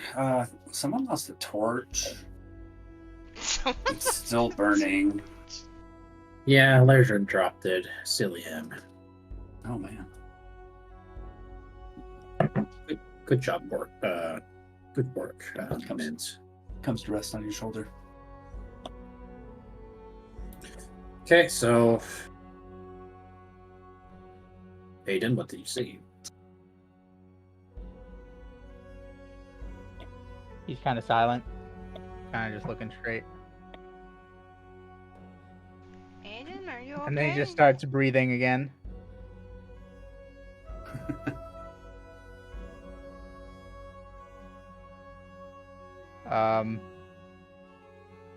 I can see now. Yeah. You do that every time, Shadycreek? Every time I want to see through Mint's eyes, yeah. Yeah, that was. Yeah, there was a lot of. I guess it was dark. It was really dark, but I could kind of see it. But I couldn't kind of see it. Yeah, you don't see. You just essentially It hear was like back. I was seeing with my ears. Yeah, precisely. But they weren't my ears. Nope. They weren't my eyes either. Well, it was my eyes.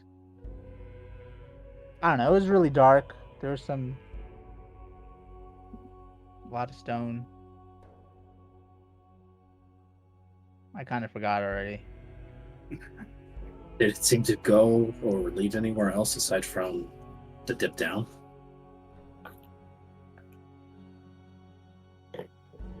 I think there might have been a couple of places, yeah. Okay. I don't know. Well, Mint says that one path did lead towards this hole over here, since he saw the cloudy sky. But then he also says that he saw what seemed to be a hallway that goes to nothing. So that might be something.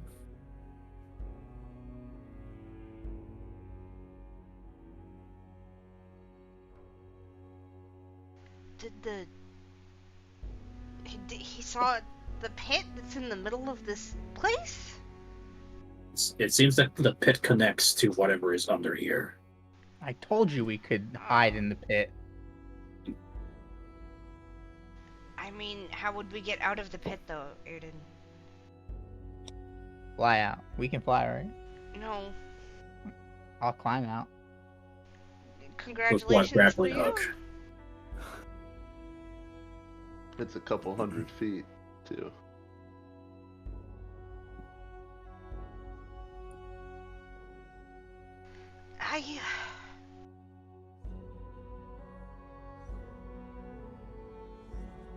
don't know what else to do here. I mean, we can't go down there because we can't get back up right now. We lost all of our rope. We don't have to do anything. We can just wait till it's closer to nightfall Yeah, that's and true. I mean, convene. this is a fairly decent place to rest and be hidden. We could close the hatch up top, and they would have to find it. Down a pit. They would have to find it to come down here, and we could just hide out here. The room where you're currently in is open to the outside. Yeah, Those archways. but we Yeah, well- could, like, you know, we don't have to be visible. Also, I will say that worked stone, like especially this old stuff, I mean, it's climbable in theory. There's little, ledges and stuff that you can latch onto, potentially. I'm not very good at climbing.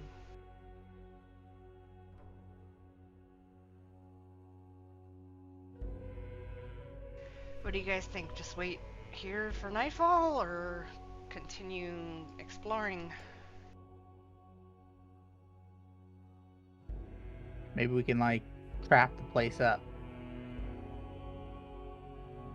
I don't really have anything. I mean, do you think Jacob's gonna come down here with a giant? I guess not. Do we even know if they're meeting? Well, I guess we confirmed, or we're guessing they are meeting here. Yeah, Okay. we just don't know where here. Somewhere within the vicinity. I don't mind exploring. I mean, we can. There's the hatch to the. I guess this hatch leads to this pit, right? Yep. So Yeah. we can go exploring. That's the way to. If that hatch leads down to the pit, then I guess we would eventually find the bottom of the pit, right? In theory, Just to paint the complete picture for you, like from what Mint saw, it's kind of what Sajath had described. Where that pit goes down, the hatch where you're standing drops down, and they connect at the bottom, basically. Yep. oh, Yep, okay. it's, Okay. So it's like Yeah. a U, a big Yeah, old. it's a perfect elongated view. Okay. So yeah, we could camp out at the bottom. I mean, but they probably know about this hatch, right? It didn't look like anybody had been here or touched anything in here for a very long time. I mean, this backpack. But it looks like it now, it looks since like we it now. just did. But So also, we don't know if they're showing up today or tomorrow. So they could potentially show up any minute now. I mean, worst case, we can hide down, and then we can always explore this later. See where it goes, if anywhere.